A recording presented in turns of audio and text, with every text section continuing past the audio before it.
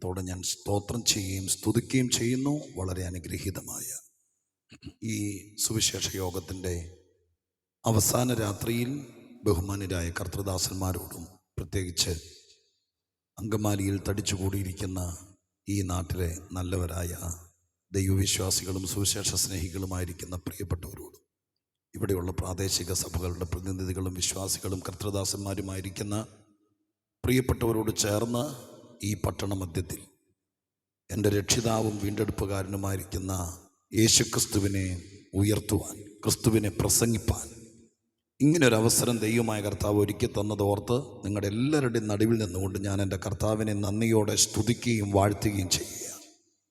അതോടൊപ്പം ഇങ്ങനെ ആത്മഭാരത്തോടെ കർത്തൃദാസന്മാർ ആവർത്തിച്ച് പറഞ്ഞതുപോലെ കർത്താവിൻ്റെ ശ്രേഷ്ഠദാസൻ പാസ്റ്റർ ജോസ് വലപ്പാട്, അദ്ദേഹത്തിന് ദൈവമായ കർത്താവ് കൊടുത്ത വിടുതൽ അത് ലോകം അറിയണമെന്നുള്ള ആഗ്രഹത്തോടെ സത്യസുവിശേഷത്തിൻ്റെ വക്താവായി ദൈവം പ്രേരിപ്പിക്കുന്ന സ്ഥലത്തെല്ലാം സുവിശേഷത്തിൻ്റെ വ്യാപനം നടത്തേണ്ടതിന് തൻ്റെ പ്രയത്നവും പ്രാർത്ഥനയും എല്ലാം ചെലവഴിച്ച് ഇങ്ങനൊരു ക്രമീകരണം തൻ്റെ ടീമിനോട് ചേർന്ന് നിർവഹിക്കുമ്പോൾ എന്നെ കൂടി സഹകരിപ്പിക്കാൻ ഈ രാത്രി ആത്മാർത്ഥത കാണിച്ചതെന്ന് കൃതജ്ഞത രേഖപ്പെടുത്തുന്നു.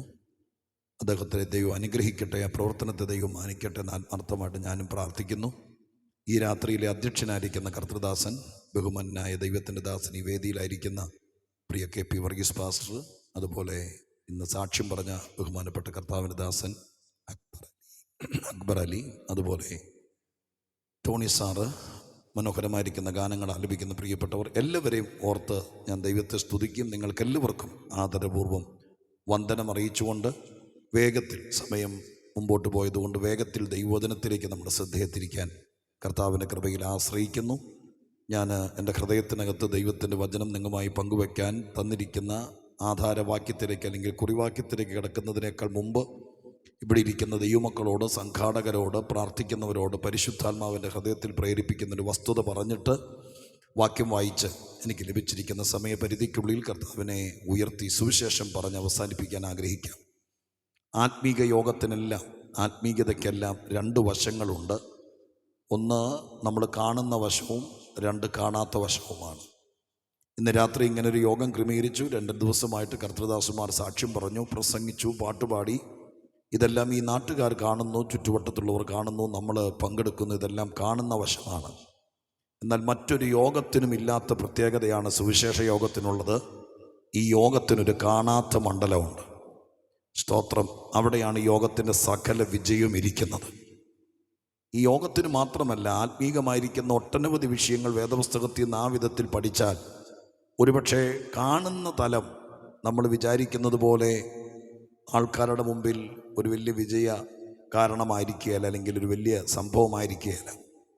അതിനെൻ്റെ മനസ്സിനകത്ത് ഒരുപാട് കാര്യങ്ങൾ വേദപുസ്തകത്തിൽ നിന്ന് തെളിവായി കിടക്കുന്നുണ്ടെങ്കിലും ഒരു ഭാഗം ഞാൻ ഓർപ്പിക്കാം. കർത്താവായ യേശുക്രിസ്തുവിൻ്റെ ക്രൂശീകരണം തന്നെ 2000 വർഷങ്ങൾക്ക് മുമ്പ് നമ്മുടെ കർത്താവായ യേശു പാപപരിഹാരത്തിനു വേണ്ടി ദൈവം മനുഷ്യനായി ഭൂമിയിൽ അവതരിച്ച് 33.5 വർഷക്കാലം ഈ ഭൂമിയിൽ ജീവിച്ച തൻ്റെ ജീവിതത്തിൻ്റെ അവസാന കാലഘട്ടങ്ങളിൽ മനുഷ്യൻ്റെ പാപപരിഹാരത്തിനു വേണ്ടി കാൽവരി ക്രൂശിൽ പൊന്തിയോസ് പീലാത്തോസിൻ്റെ കാലഘട്ടങ്ങളിൽ വിധിക്കപ്പെട്ട് ക്രൂശിൽ മരിക്കുന്ന സമയം ഓരോ നിമിഷവും റോമൻ പട്ടാളക്കാരുടെ അടിയേറ്റും ചവിട്ടേറ്റും തകർക്കപ്പെട്ട് അസ്ഥികൾ പോലും ബന്ധം വിട്ട് പുറമെല്ലാം ഒഴുകുചാല് പോലെ കീറപ്പെട്ട് തലയിൽ മുൾക്കിരീടം വെച്ച് ആപാദചൂടം തല മുതൽ പാദം വരെ രക്തധാരയായി, രക്തപുളകിതനായി, ഇഞ്ചിഞ്ചായി സ്വന്തം തോളിൽ തല ചായ്ച്ച് തകർക്കപ്പെട്ടവനായി മരിക്കുകയാണ്.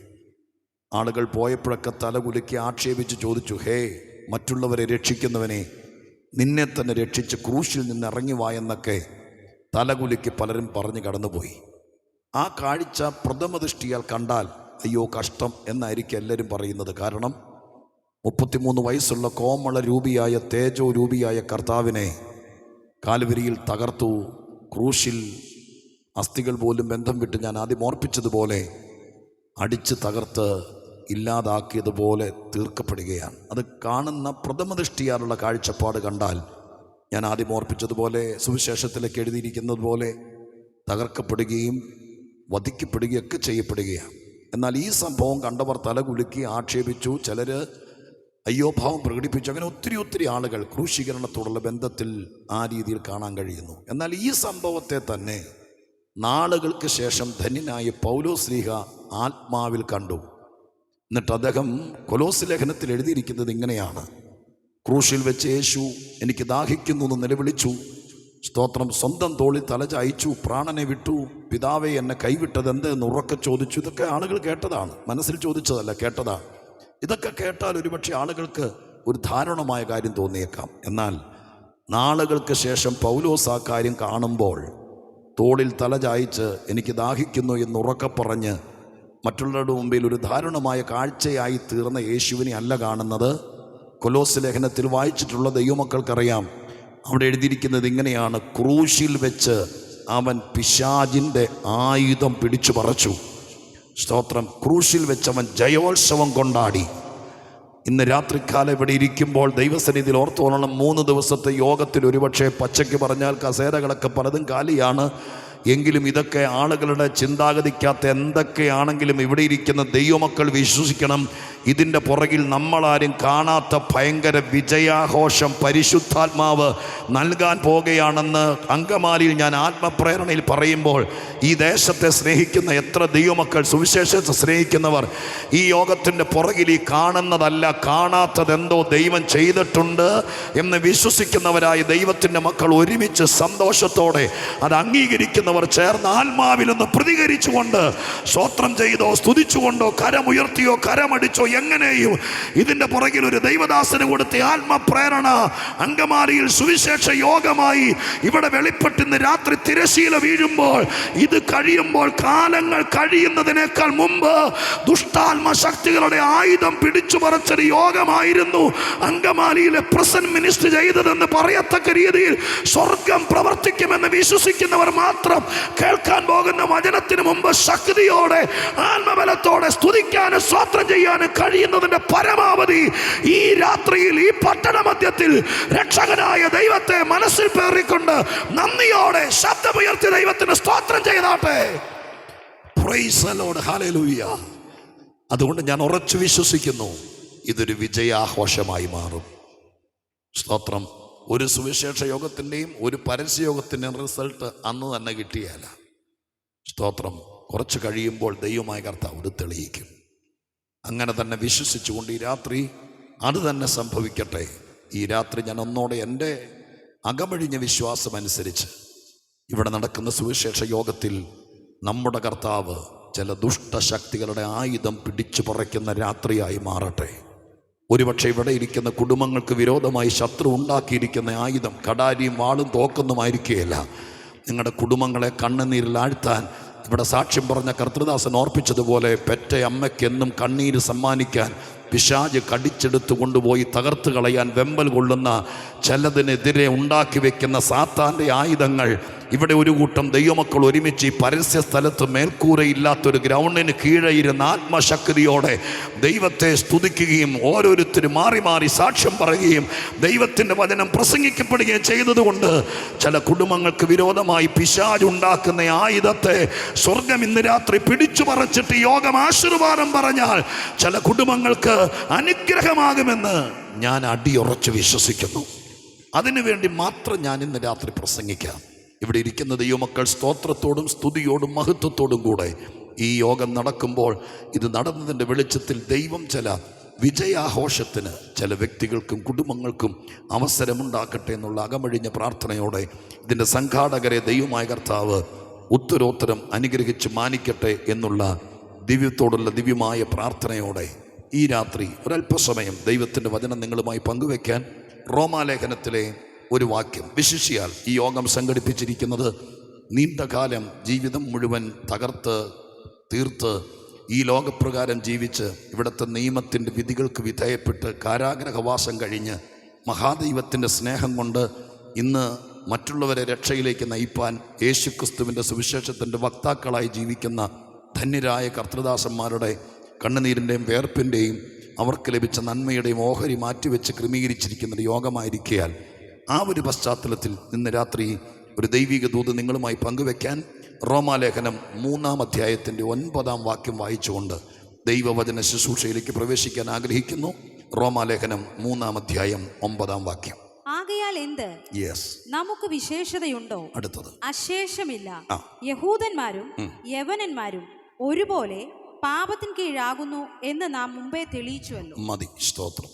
റോമാലേഖനത്തിനകത്ത് ധന്യനായ പൗലോസ് ഏറ്റവും പ്രധാനപ്പെട്ട ഒരു ചോദ്യം മാനവവർഗത്തിൻ്റെ മുമ്പിൽ അവതരിപ്പിക്കുകയാണ്.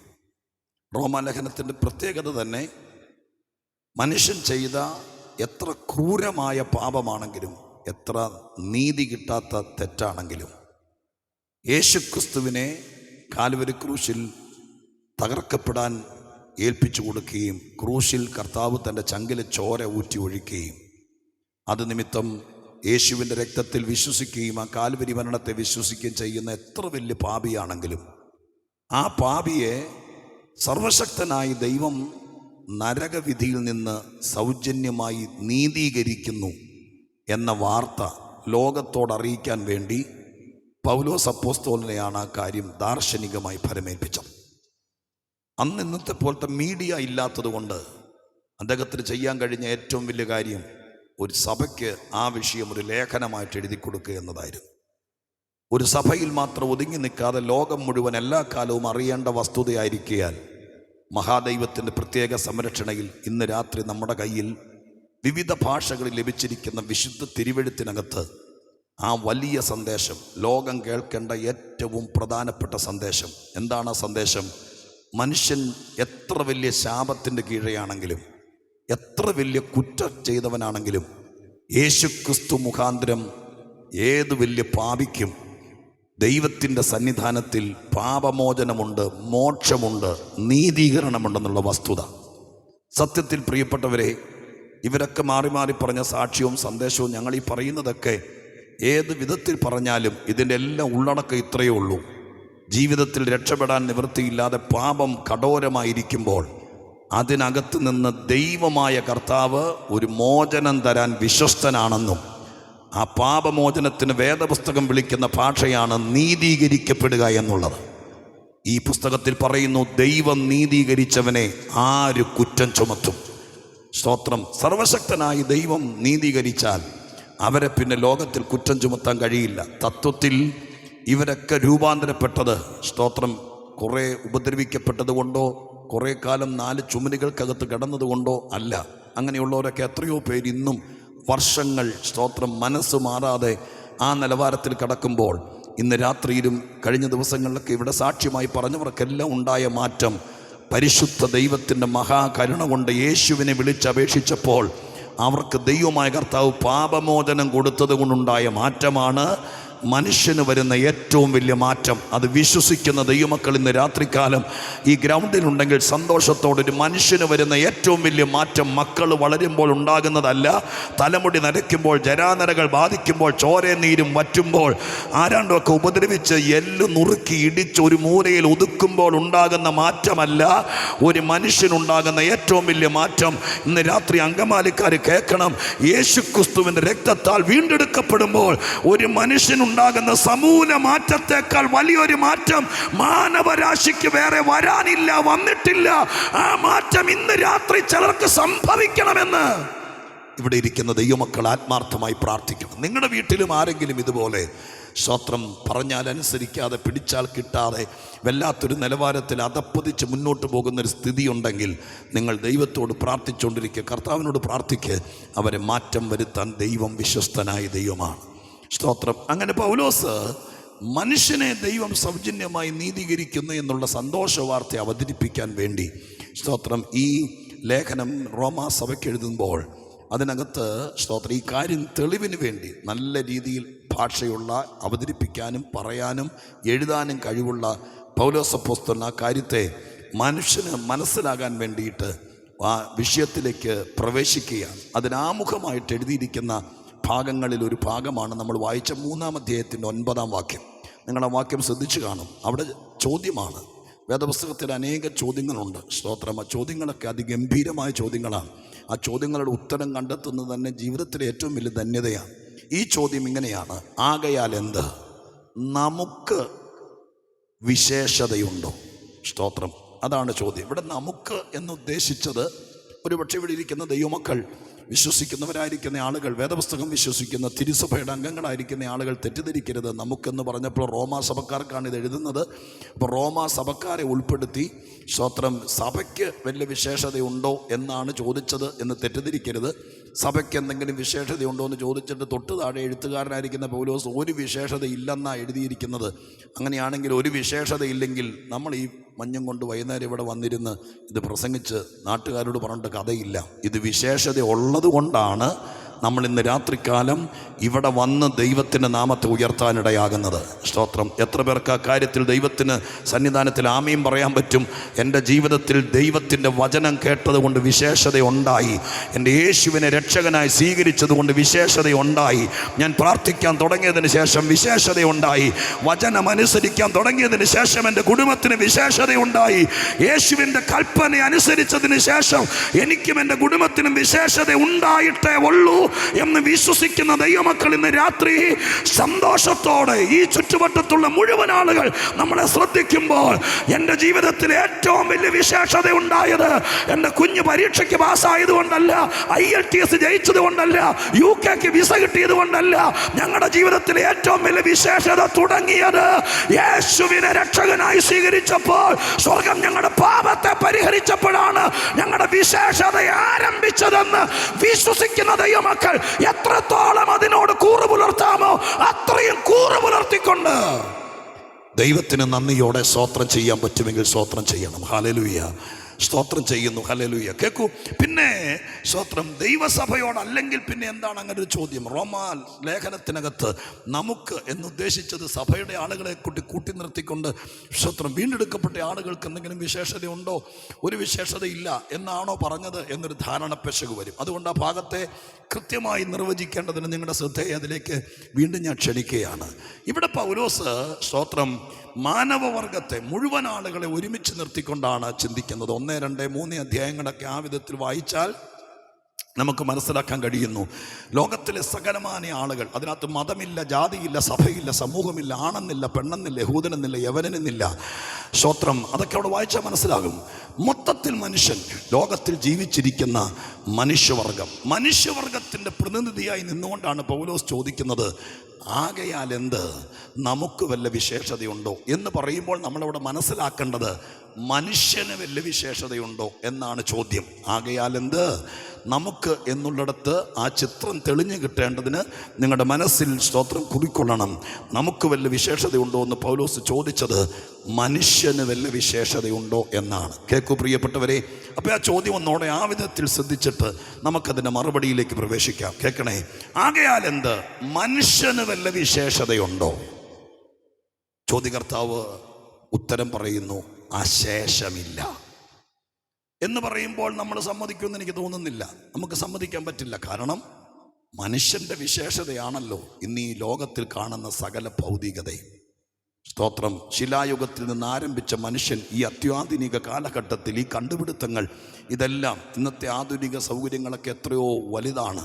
അമേരിക്കയിൽ ഇരിക്കുന്ന ഒരു ഡോക്ടേഴ്സ് ടീമിന് എറണാകുളത്തൊരു സൂപ്പർ സ്പെഷ്യാലിറ്റി ആസ്പത്രിയിൽ കമ്പ്യൂട്ടറിൻ്റെ സഹായം കൊണ്ട് അമേരിക്കയിൽ നിന്ന് ഒരു കമ്പ്യൂട്ടറിൻ്റെ മൗസ് കൊണ്ട് ഇവിടെ ഒരു മനുഷ്യനെ ഓപ്പറേഷൻ ചെയ്യാൻ പറ്റുന്നവരെ കണ്ടുപിടിച്ചത് ആരെങ്കിലും അഭ്യസ്തവിദ്യരായിരിക്കുന്ന ആളുകൾ അങ്കമാലിയിൽ വഴിയോരത്ത് നിന്ന് കേട്ടാൽ തിരിച്ചു പോകുമ്പോൾ എന്നോട് ചോദിക്കും, താനെന്ത് മണ്ടനാടോ ഇത്രയും കാര്യങ്ങളൊക്കെ ചെയ്തിട്ട് ഒരു വിശേഷതയില്ലെന്നാണോ പറയുന്നതെന്ന്. സ്തോത്രം. അപ്പം ഒരു ഭാഗം ചിന്തിക്കുമ്പോൾ കണ്ടുപിടുത്തങ്ങൾ കാര്യങ്ങളൊക്കെയായിട്ട് ഭയങ്കര വിശേഷതകൾ മനുഷ്യനുണ്ടെന്നുള്ള കാര്യം സത്യമാണ്.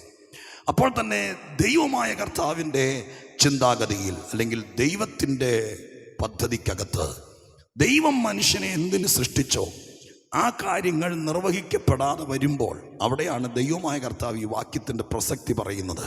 സ്തോത്രം. ഒരു ഭാഗം ഒരുപാട് വിശേഷതകൾ, അത് നമ്മുടെ ദൃഷ്ടിയിൽപ്പെടുന്നത് ഒത്തിരി കണ്ടുപിടുത്തങ്ങൾ, ഉന്നതമായ നിലവാരം, നമ്മുടെ പിള്ളേരെല്ലാം നല്ല നല്ല സ്ഥാനീയരായിട്ട് നല്ല രാജ്യങ്ങളിൽ പോയി പഠിക്കുന്നു, അവിടെ ജോലി ചെയ്യുന്നു, നാട്ടിലൊന്നും ആളുകളില്ല. അതുപോലെ ഉന്നതമായ സ്ഥാനത്തേക്ക് എത്തുമ്പോൾ വിശേഷതയില്ലെന്ന് ഈ യോഗത്തിൻ്റെ അവസാന രാത്രി പറഞ്ഞു വെച്ചിട്ട് പ്രാർത്ഥിച്ച് നിർത്തുന്നത് ശരിയല്ലല്ലോ. അതുകൊണ്ട് എന്നെ കേൾക്കുന്ന ആളുകൾ അല്പം മാത്രം കേട്ടിട്ട് പോകരുത്. ഒരു 10-30 മിനിറ്റോടെ ദയവായി ഈ സന്ദേശം പൂർണ്ണമാകുന്നത് വരെ നിങ്ങൾ ഈ ഭാഗം ശ്രദ്ധിക്കണമെന്ന് വിനീതമായിട്ട് ഓർപ്പിക്കുകയാണ്. സ്തോത്രം. മനുഷ്യനെ ഒരുപാട് വിശേഷതകൾ കൊണ്ടാണ് സ്വർഗസ്ഥനായ ദൈവം സൃഷ്ടിച്ചത്. ശരീരത്തിൽ മാത്രമല്ല, മനുഷ്യൻ്റെ കഴിവ്, ജ്ഞാനം, അറിവ്, ആത്മാവ്, ഇതെല്ലാം, ഈ വിശേഷതകളെല്ലാം, ഈ ഭാഗങ്ങളെല്ലാം വിശേഷതകളായിട്ട് ഓരോന്നും എടുത്തു പറഞ്ഞാൽ നമുക്ക് ഈ രാത്രി ഒരുപാട് നേരം ചിന്തിച്ചിരിക്കേണ്ടി വരും. അത്രയും വിശദമായി പറയാനുള്ള സാവകാശം എൻ്റെ മുമ്പിൽ ഇല്ലാത്തതുകൊണ്ട് പല ഭാഗങ്ങളും മാറ്റിവെക്കുന്നു. എങ്കിലും നിങ്ങൾക്കറിയാം, നമ്മുടെയൊക്കെ സൃഷ്ടിച്ചത് ദൈവത്തിൻ്റെ വചനത്തിൽ വായിക്കുന്നത് ഇങ്ങനെയാണ്: ഏറ്റവും ശ്രേഷ്ഠവും ഭയങ്കരവുമായിട്ടാണ് സൃഷ്ടിക്കപ്പെട്ടിരിക്കുന്നത്. നമ്മുടെ അവയവങ്ങൾ, ആന്തരിക ബാഹ്യ അവയവങ്ങൾ, മനുഷ്യ ശരീരം തന്നെ ഏറ്റവും വിശേഷതയുള്ളതാണ്, ഏറ്റവും ശ്രേഷ്ഠതയുള്ളതാണ്. സ്തോത്രം. അങ്ങനെ വിശേഷമായ നിലവാരത്തിലാണ് സൃഷ്ടിക്കപ്പെട്ടത്. പക്ഷെ മനുഷ്യൻ്റെ വിശേഷതകൾ പലതും നശിപ്പിക്കപ്പെട്ടു. സ്തോത്രം. ആ വിശേഷത നഷ്ടമായി. മനുഷ്യത്വം എന്ന് പറയുന്നത് ഒന്നുണ്ട്, മനുഷ്യത്വം. സ്തോത്രം. നമുക്കറിയാം, 3 ഭാഗങ്ങളായിട്ടാണ് ലോകത്തിൽ ആ കാര്യങ്ങൾ മനസ്സിലാക്കുന്നത്. 1 ദൈവത്വം, 2 മനുഷ്യത്വം, 3 മൃഗീയത്വം. സ്തോത്രം. ഇങ്ങനെ 3 കാര്യങ്ങൾ നമുക്ക് കാണാൻ കഴിയുന്നുണ്ട്. സങ്കീർത്തനത്തിലും മറ്റിതര ഭാഗങ്ങളിലൊക്കെ വായിക്കുന്നുണ്ട്. സ്തോത്രം. വിവേകത്തോടിരിക്കുന്ന മനുഷ്യൻ, ജ്ഞാനത്തോടിരിക്കുന്ന മനുഷ്യൻ വിവേകഹീനനായാൽ നശിച്ചു പോകുന്ന മൃഗങ്ങൾക്ക് തുല്യനായി.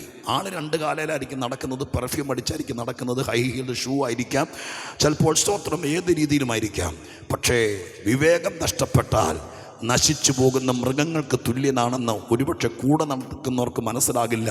സർവശക്തനായ ദൈവത്തിൻ്റെ ഇൻസ്പെക്ഷനകത്ത്, നിരീക്ഷണത്തിനകത്ത് നശിച്ചു പോകുന്ന മൃഗങ്ങൾക്ക് തുല്യനാണ്. ആ ഒരു നിലവാരത്തിൽ നിന്നും മനുഷ്യനെ മാറ്റിയെടുക്കുന്നതാണ് സത്യസുവിശേഷം. ഇന്ന് രാത്രികാലം ഞാൻ പരിശുദ്ധാത്മാവിൻ്റെ നിയോഗത്തോടുകൂടെ പറയാം, ഇവിടെ ഇരിക്കുന്ന സാക്ഷ്യം പറഞ്ഞവർക്കെല്ലാം ഉണ്ടായ മാറ്റം, സ്തോത്രം, പരിശുദ്ധ ദൈവം അവരെ ദൈവങ്ങളാക്കുവല്ലായിരുന്നു, നഷ്ടപ്പെട്ട മനുഷ്യത്വത്തിലേക്ക് മനുഷ്യനെ മടക്കി കൊണ്ടുവരുന്ന ലോകത്തിലെ ഏറ്റവും വലിയ പദ്ധതിയാണ് സുവിശേഷം ചെയ്യുന്നത്. ഇന്ന് രാത്രികാലവും അങ്കമാലിയിൽ പരിശുദ്ധനായ ദൈവത്തിൻ്റെ പ്രത്യേക സ്നേഹത്താൽ നഷ്ടപ്പെട്ട മനുഷ്യനെ അവൻ്റെ ജീവിതത്തിൽ നിന്ന്, സ്തോത്രം, മനുഷ്യത്വം നഷ്ടപ്പെട്ടതിനെ മടക്കി വരുത്താൻ പരിശുദ്ധ ദൈവം ഒരുക്കുന്ന പദ്ധതിയാണ് സുവിശേഷത്തിലൂടെ, പ്രാർത്ഥനയിലൂടെ, ഇങ്ങനെയുള്ള ആത്മീക സന്ദേശത്തിലൂടെ സ്വർഗസ്ഥനായ ദൈവം ചെയ്യുന്നത്. കരമുയർത്തി ദൈവമക്കൾ എല്ലാവരും കൂടി ചേർന്ന് ഒരുമിച്ച് നന്ദിയോടെ ദൈവത്തിന് പരസ്യ സ്ഥലത്ത് സ്തോത്രം ചെയ്താട്ടെ. ഹല്ലേലൂയ, പ്രൈസ് ദി ലോർഡ്, സ്തോത്രം, ഹല്ലേലൂയ. മനുഷ്യന് നഷ്ടപ്പെട്ട ഒരുപാട് കാര്യങ്ങൾ. അപ്പോൾ തന്നെ യേശുക്രിസ്തു ലോകത്തിൽ വന്നപ്പോൾ ആവർത്തിച്ച് യേശു പല സ്ഥലങ്ങളിൽ വെച്ച്, പല സദസ്സുകളിൽ വെച്ച് മനുഷ്യവർഗത്തെ നോക്കി പറഞ്ഞ ഒരുപോലത്തെ വാക്കുകളുണ്ട്. ഞാനൊന്ന് പറഞ്ഞു വിടാം, അത് വായിച്ച് കേൾപ്പിക്കാനുള്ള സാവകാശം എടുക്കുന്നില്ല. സ്തോത്രം. കർത്താവായ യേശു ക്രിസ്തു ഒരു ദിവസം ഇതുപോലൊരു അന്ത്യസമയത്ത്, ഒരു വൈകിയ വേളയിൽ പലസ്തീനി അല്ലെങ്കിൽ കർത്താവിൻ്റെ നാട്ടിൽ അന്നത്തെ കാലത്ത് വൈകുന്നേരം വരെ പണിയെടുത്ത് മടങ്ങി വരുന്ന ആളുകൾ, സ്തോത്രം, അധ്വാനിച്ച് ക്ഷീണിച്ച് വരുന്ന ആളുകളെ നോക്കിയിട്ട് യേശു ഒരിക്കൽ ഇങ്ങനെ പറഞ്ഞു. വിശുദ്ധ മത്തായിയുടെ സുവിശേഷത്തിലെ ഭാഗം എഴുതിയിട്ടുണ്ട്. ഇങ്ങനെ പറഞ്ഞു: ആകാശത്തിലെ പറവകളെ നോക്കുവീൻ, അത് വിതയ്ക്കുന്നില്ല, കൊയ്യുന്നില്ല, കളപ്പുരകളിൽ കൂട്ടിവെക്കുന്നില്ല. വയലിലെ താമരയെ നോക്കുവീൻ, സ്തോത്രം, അത് നൂൽക്കുന്നില്ല, എങ്കിലും അതൊക്കെ എത്ര മനോഹരമായിരിക്കുന്നു എന്ന് പറഞ്ഞിട്ട് അധ്വാനിക്കുകയും, സ്തോത്രം, ഭാരം ചുമക്കുകയും ചെയ്യുന്ന ആളുകളെ നോക്കിയിട്ട് കർത്താവ് ഇപ്രകാരം പറയുന്നു: ആകാശത്തിലെ പറവകളേക്കാൾ, ഈ വയലിലെ പൂക്കളേക്കാളൊക്കെ എത്രയോ വിശേഷതയുള്ളവരാണ് നിങ്ങൾ. സ്തോത്രം. ഇന്ന് രാത്രികാലം എന്നെ കേൾക്കുന്ന പ്രിയപ്പെട്ടവരെ, മനുഷ്യനിലെ വിശേഷത കണ്ടത് ഒരുപക്ഷെ, സ്തോത്രം, നിങ്ങളുടെ മക്കളിലുള്ള വിശേഷത പോലും നിങ്ങളിൽ പലരും കണ്ടിട്ടുണ്ടായിരിക്കുകയില്ല. ഞാൻ അതിൽ നിന്നൊരു ദൂത് പോലെ പരിശുദ്ധാത്മ നിയോഗത്തോടെ സുവിശേഷം പറയുന്നതിനിടയിൽ ഇവിടെ ഇരിക്കുന്ന ചിലരോട് പരിശുദ്ധാത്മ നിയോഗത്തോടെ പറയാം. ദാവീദിൻ്റെ വീട്ടിൽ, സ്തോത്രം, മക്കൾ പലതുണ്ടായിരുന്നു. ഇശായി അപ്പനായിരുന്നു. സ്തോത്രം. ദാവീദിൻ്റെ ഭാഷ പറഞ്ഞാൽ അപ്പനും അമ്മയും പോലും മറന്നൊരു കാലം അദ്ദേഹത്തിനുണ്ടായിരുന്നു. ചേട്ടന്മാരൊക്കെ പട്ടാളത്തിലായിരിക്കുന്ന സമയത്ത് ആടുകളെ തീറ്റാൻ, സ്തോത്രം, കാട്ടിലായിരുന്ന അദ്ദേഹം.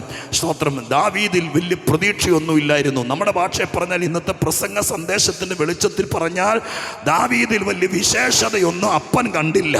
എന്നാൽ സ്വർഗസ്ഥനായ ദൈവം ആടുകളെ തീറ്റിൽ കാട്ടിൽ കടന്നവനെ വിശേഷതയുള്ളവനായി കണ്ടിട്ടാണ് ശൗമേൽ പ്രവാചകന്റെ കയ്യിൽ തൈലം കൊടുത്ത്, സ്തോത്രം, ഇശായിയുടെ വീട്ടിൽ വിട്ടിട്ട് ആരോഗ്യ ദൃഢഗാത്രരായ പല മക്കളും മുമ്പിൽ വന്ന് നിന്നിട്ട് ദൈവം സമ്മതിക്കാതെ കാട്ടിൽ ആടുകളെ തീറ്റി നടന്നവനെ വീട്ടിൽ കൊണ്ടുവന്ന് അവന്റെ തലയിൽ അഭിഷേക തൈലം ഒഴിച്ചിട്ട്, സ്തോത്രം, ഹല്ലേലൂയ, അവനെ ദൈവമായ കർത്താവ് അഭിഷിക്തനാക്കുന്ന വരുന്നു. അതിനേക്കാൾ മുമ്പ് ദൈവം ഒരു വാക്ക് പറഞ്ഞു. ആ വാക്കിതാണ്, ഇശായിയുടെ മക്കളിൽ ഞാനൊരു രാജാവിനെ കണ്ടിരിക്കുന്നു. ഇന്ന് രാത്രികാലം ഞാനൊരു ആത്മീക ദൂത് പറയാം. ലോകം എങ്ങനെ കണ്ടാലും, ലോകം എങ്ങനെ വിധിച്ചാലും, ഇന്ന് രാത്രി നിങ്ങൾക്ക് ദൈവത്തെ വിശ്വസിക്കാൻ പറ്റുമെങ്കിൽ ഞാൻ നിങ്ങളെ നോക്കി, നിങ്ങളുടെ കുടുംബത്തെ നോക്കി ഒരാലോചനയായി പരിശുദ്ധാത്മാവിൽ പറയാം. നിങ്ങളുടെ മക്കളെ കുറിച്ച് നിങ്ങൾ കാണാത്ത വിശേഷത സൃഷ്ടാവായ ദൈവം കണ്ടിട്ടുണ്ട്. വിശ്വസിക്കുന്ന ദൈവമക്കൾ ഇന്ന് രാത്രികാലം, ഈ ഞായറാഴ്ച രാത്രി ദൈവസന്നിധിയിൽ നന്ദിയോടെ സ്തോത്രം ചെയ്തുകൊണ്ട് പറ, ആരും കാണാത്ത വിശേഷത മനുഷ്യരിൽ കാണുന്ന ഒരുവനുണ്ടെങ്കിൽ ഞങ്ങൾ ഉയർത്തുന്ന കർത്താവായ യേശുവാണ്. അങ്കമാലിയിൽ ആരെയൊക്കെയോ യേശു വിശേഷതയുള്ളവരായി കണ്ടിട്ടുണ്ട്. അതുകൊണ്ടാണ് ജോസ് പാസ്റ്ററോട് ഈ ചിലവേറിയ യോഗം ഇവിടെ വെച്ച് നടത്താൻ പറഞ്ഞത്. ഹല്ലേലൂയ. അതിന്ന് രാത്രികാലം വിശ്വസിക്കുന്നവർക്ക്, ഒരുപക്ഷെ ഈ ഗ്രൗണ്ടിലേക്ക് വന്നില്ലെങ്കിലും 2-3 ദിവസമായി ഈ ചുറ്റുവട്ടത്ത് എവിടെയെങ്കിലും ശബ്ദം ശ്രദ്ധിക്കുന്നവർക്ക് നിങ്ങളുടെ കുടുംബത്തെ വിശേഷത ഉള്ളതായി കാണാൻ, അതല്ല ഈ രാത്രികാലം ദൈവത്തിൻ്റെ സന്നിധാനത്തിൽ ആരോരും അറിയാതെ ഇതിനകത്ത് വന്ന ദൈവത്തിൻ്റെ വചനം കേട്ട് മടങ്ങിപ്പോകുന്ന നിങ്ങളെ, നിങ്ങൾക്ക് വിശ്വസിക്കാൻ പറ്റാത്ത രീതിയിൽ വിശേഷതയുള്ളവരായി കണ്ടുവെച്ച ദൈവം ഇന്ന് രാത്രി ചില കാര്യങ്ങൾ പറഞ്ഞ് നിങ്ങളെ മടക്കി അയച്ചാൽ, അത് വിശ്വസിച്ച് സ്വീകരിക്കാൻ തയ്യാറായാൽ ഞാൻ നിങ്ങൾക്ക് ഉറപ്പ് തന്നിട്ട് പോകാം. നിങ്ങളെ വിശേഷതയുള്ളവരാക്കി നിങ്ങളുടെ ചാർച്ചക്കാരുടെ, കുടുംബക്കാരുടെ നടുവിൽ പുറത്തു കൊണ്ടുവരുവാൻ യേശുവിന് കഴിയുമെന്ന് ഇന്ന് രാത്രി ഞാൻ പറയുമ്പോൾ എത്ര പേരാ ദൂത് ഏറ്റെടുക്കാൻ തയ്യാറാകും? അല്ലയോ കർത്തൃദാസനെ, സ്തോത്രം. നിന്റെ ജന്മം കൊണ്ട് നീ ചെറിയവനായിരിക്കാം, ഭാഷ കൊണ്ട് നീ ഒന്നുമല്ലാത്തവനായിരിക്കാം, സമൂഹ മധ്യത്തിലും കൂടെ നിൽക്കുന്നവരുടെ മുമ്പിൽ സ്തോത്രം വലിയ ലുക്കൊന്നും ഉള്ളവനായിരിക്കില്ല. പക്ഷെ സ്വർഗം ഇന്ന് രാത്രി പറയുന്നു, നിന്നിലെന്തോ വിശേഷത യേശു കണ്ടിട്ടുണ്ട്. മറ്റാരും കാണാത്ത വിശേഷത കാണാൻ കഴിവുള്ള, അഗ്നിജ്വാലക്കത്ത് കണ്ണുള്ള കർത്താവിനെ ഇന്ന് രാത്രി ഞാൻ ഉയർത്തുമ്പോൾ എത്ര പേർക്ക് മനസ്സുകൊണ്ട് ആഗ്രഹമുണ്ട്, ജീവിക്കുകയാണെങ്കിൽ യേശു കണ്ടതുപോലെ വിശേഷതയുള്ളവരായി ജീവിക്കണമെന്ന് ആഗ്രഹിക്കാൻ തയ്യാറായാൽ അവരെ ആ വിധത്തിലാക്കാൻ സ്വർഗം തയ്യാറാണ്. സ്തോത്രം. അതിൻ്റെ ഒരു വലിയ പദ്ധതിയാണ് ഇന്ന് രാത്രി ഇവിടെ നടക്കുന്നത്. ഒരിക്കൽ യേശുക്രിസ്തു, സ്തോത്രം, യഹൂദന്റെ ദൈവാലയത്തിൽ അഥവാ പള്ളിയിൽ പോയി, സിനഗോഗിൽ പോയി. അവിടെ ചെന്നപ്പോൾ വരണ്ട കൈയുള്ളൊരു മനുഷ്യനെ കർത്താവ് കണ്ടു. സ്തോത്രം.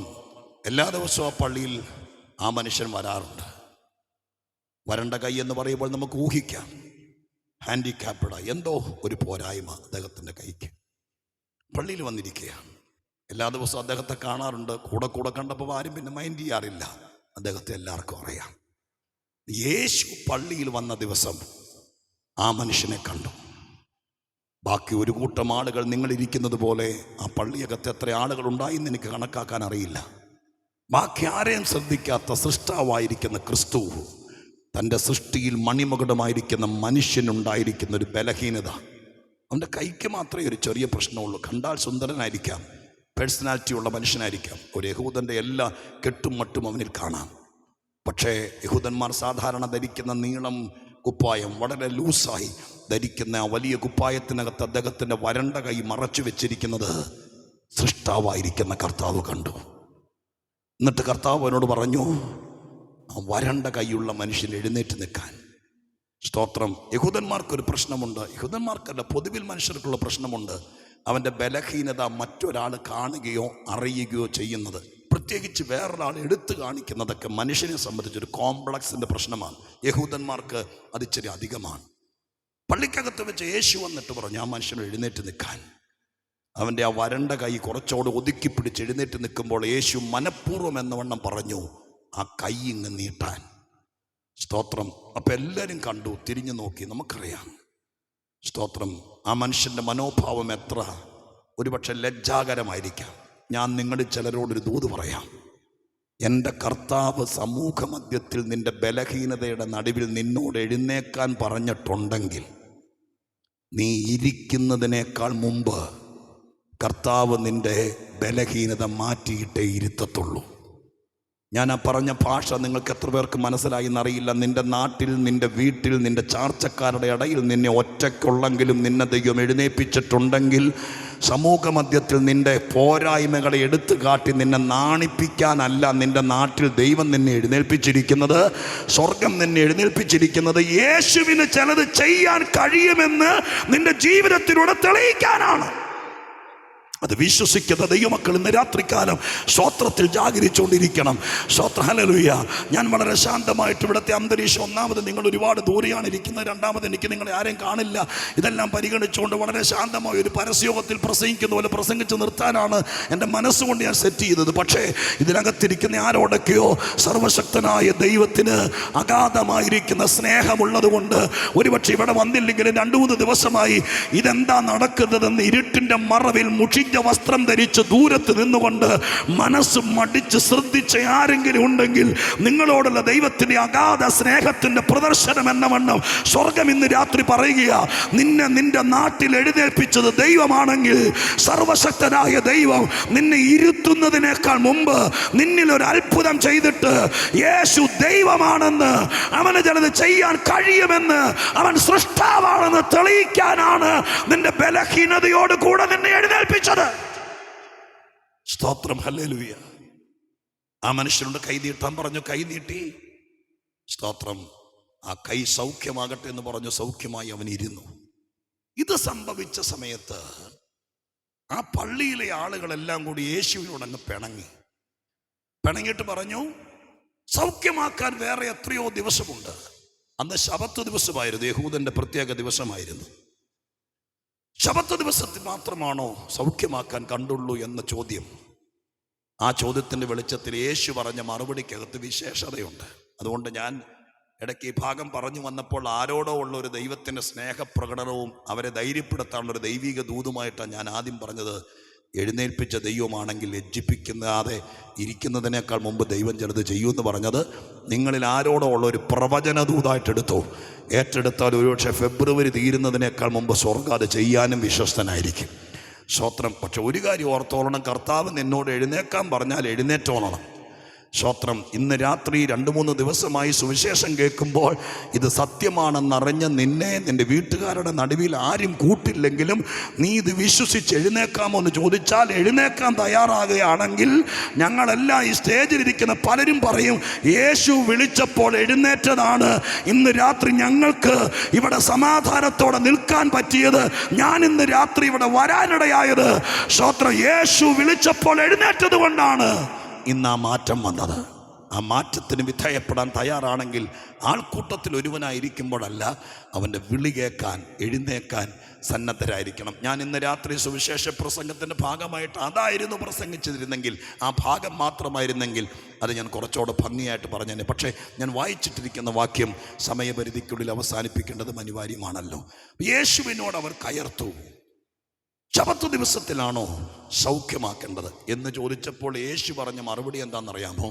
നിങ്ങളിൽ ആരുടെയെങ്കിലും ഒരാടോ കാളയോ കിണറ്റിൽ വീണാൽ നിങ്ങൾ ആ 4 കാലേ ചാടി നടക്കുന്ന മൃഗത്തെ ശബത്ത് ദിവസത്തിലാണെങ്കിലും മുകളിൽ കയറ്റുകയില്ലേ? സ്തോത്രം. അങ്ങനെയാണെങ്കിൽ നിനക്ക്, ഞാൻ ആ വാക്ക് ഈ കാര്യം മനസ്സിലാക്കാൻ വേണ്ടി സ്തോത്രം പറയുക കേട്ടോ. യേശു പറഞ്ഞതിൻ്റെ ഉള്ളടക്കം യഹൂദൻ്റെ പള്ളിയുടെ നടത്തിപ്പുകാരോട് പറഞ്ഞു, നിനക്ക് നിന്റെ തൊഴുത്തിൽ നിൽക്കുന്ന 4 കാലേ ചാടി നടക്കുന്ന ആട് വലുതാണെങ്കിൽ ഞാൻ എൻ്റെ സദൃശ്യത്തിലും സ്വരൂപത്തിലും സൃഷ്ടിച്ച മനുഷ്യൻ വിശേഷതയുള്ളവനാണ്. ഇന്ന് രാത്രി എത്ര ദൈവമക്കൾ പ്രാർത്ഥിച്ചുകൊണ്ടിരിക്കും, ഇവിടെ പിശാച് പിടിച്ച് വിശേഷത നശിപ്പിച്ച് വീട്ടിൽ പോകാതെ സ്തോത്രം കള്ളിനും കഞ്ചാവിനും അടിമപ്പെട്ട് അങ്കമാലിയിൽ കറങ്ങി നടക്കുന്ന ചിലരെ, എല്ലാവരാലും വെറുക്കപ്പെട്ട് ബന്ധങ്ങൾ മുറിഞ്ഞുപോയി സ്തോത്രം നീ എൻ്റെ ആരുമല്ലെന്നും പറഞ്ഞ് പെറ്റ അമ്മ പോലും പടിയടച്ച് പുറത്തിറക്കി വിട്ട ചിലരെ വിശേഷതയുള്ളവരാക്കി മാറ്റാൻ നമ്മൾ വിശ്വസിക്കുന്ന കർത്താവിനും ഈ സുവിശേഷത്തിന് കഴിയുമെന്ന് നമ്മൾ ചിലർ വിശ്വസിക്കാൻ തയ്യാറായാൽ ഈ പട്ടണത്തിൽ ഭയങ്കര ഉണർവുണ്ടാകും. അതുകൊണ്ട് ഞാൻ ഉറച്ചു വിശ്വസിക്കുന്നു, ഈ യോഗത്തിന്റെ പുറകിൽ ദൈവം കണ്ടത് ചിലരെ വിശേഷതയുള്ളവരാക്കി മാറ്റാനാണ്. ഹല്ലേലൂയ. അധ്യക്ഷനായിരുന്ന കർത്തദാസൻ അദ്ദേഹത്തിന്റെ ഭംഗിയുള്ള വടിവത്ത വാക്കിൽ സ്തോത്രം. പാസ്റ്റർ ജോസ് വലപ്പാടൻ്റെ നന്ദി പറഞ്ഞപ്പോൾ ഇങ്ങനെ പറഞ്ഞു, അങ്കമാലിയിലുള്ള നമ്മൾ ചെയ്യേണ്ടതാണ് ദൂരത്തു നിന്ന് പാസ്റ്റർ ജോസ് ഇവിടെ വന്ന് ചെയ്തതെന്ന്. അദ്ദേഹം അത്രയും ചെയ്ത സ്ഥിതിക്ക് അങ്കമാലിയിലെ സഭകളും ദൈവസഭകളും ദൈവദാസന്മാരും ഇന്ന് രാത്രിക്കാലം കാത് തുറന്ന് കേൾക്കണം. ഇവിടെ ചിലരെ വിശേഷതയുള്ളവരാക്കാൻ പോവുക ദൈവം. ഇത് ദൈവത്തിൻ്റെ ഒരു ലോങ് പ്രോജക്റ്റാണ്.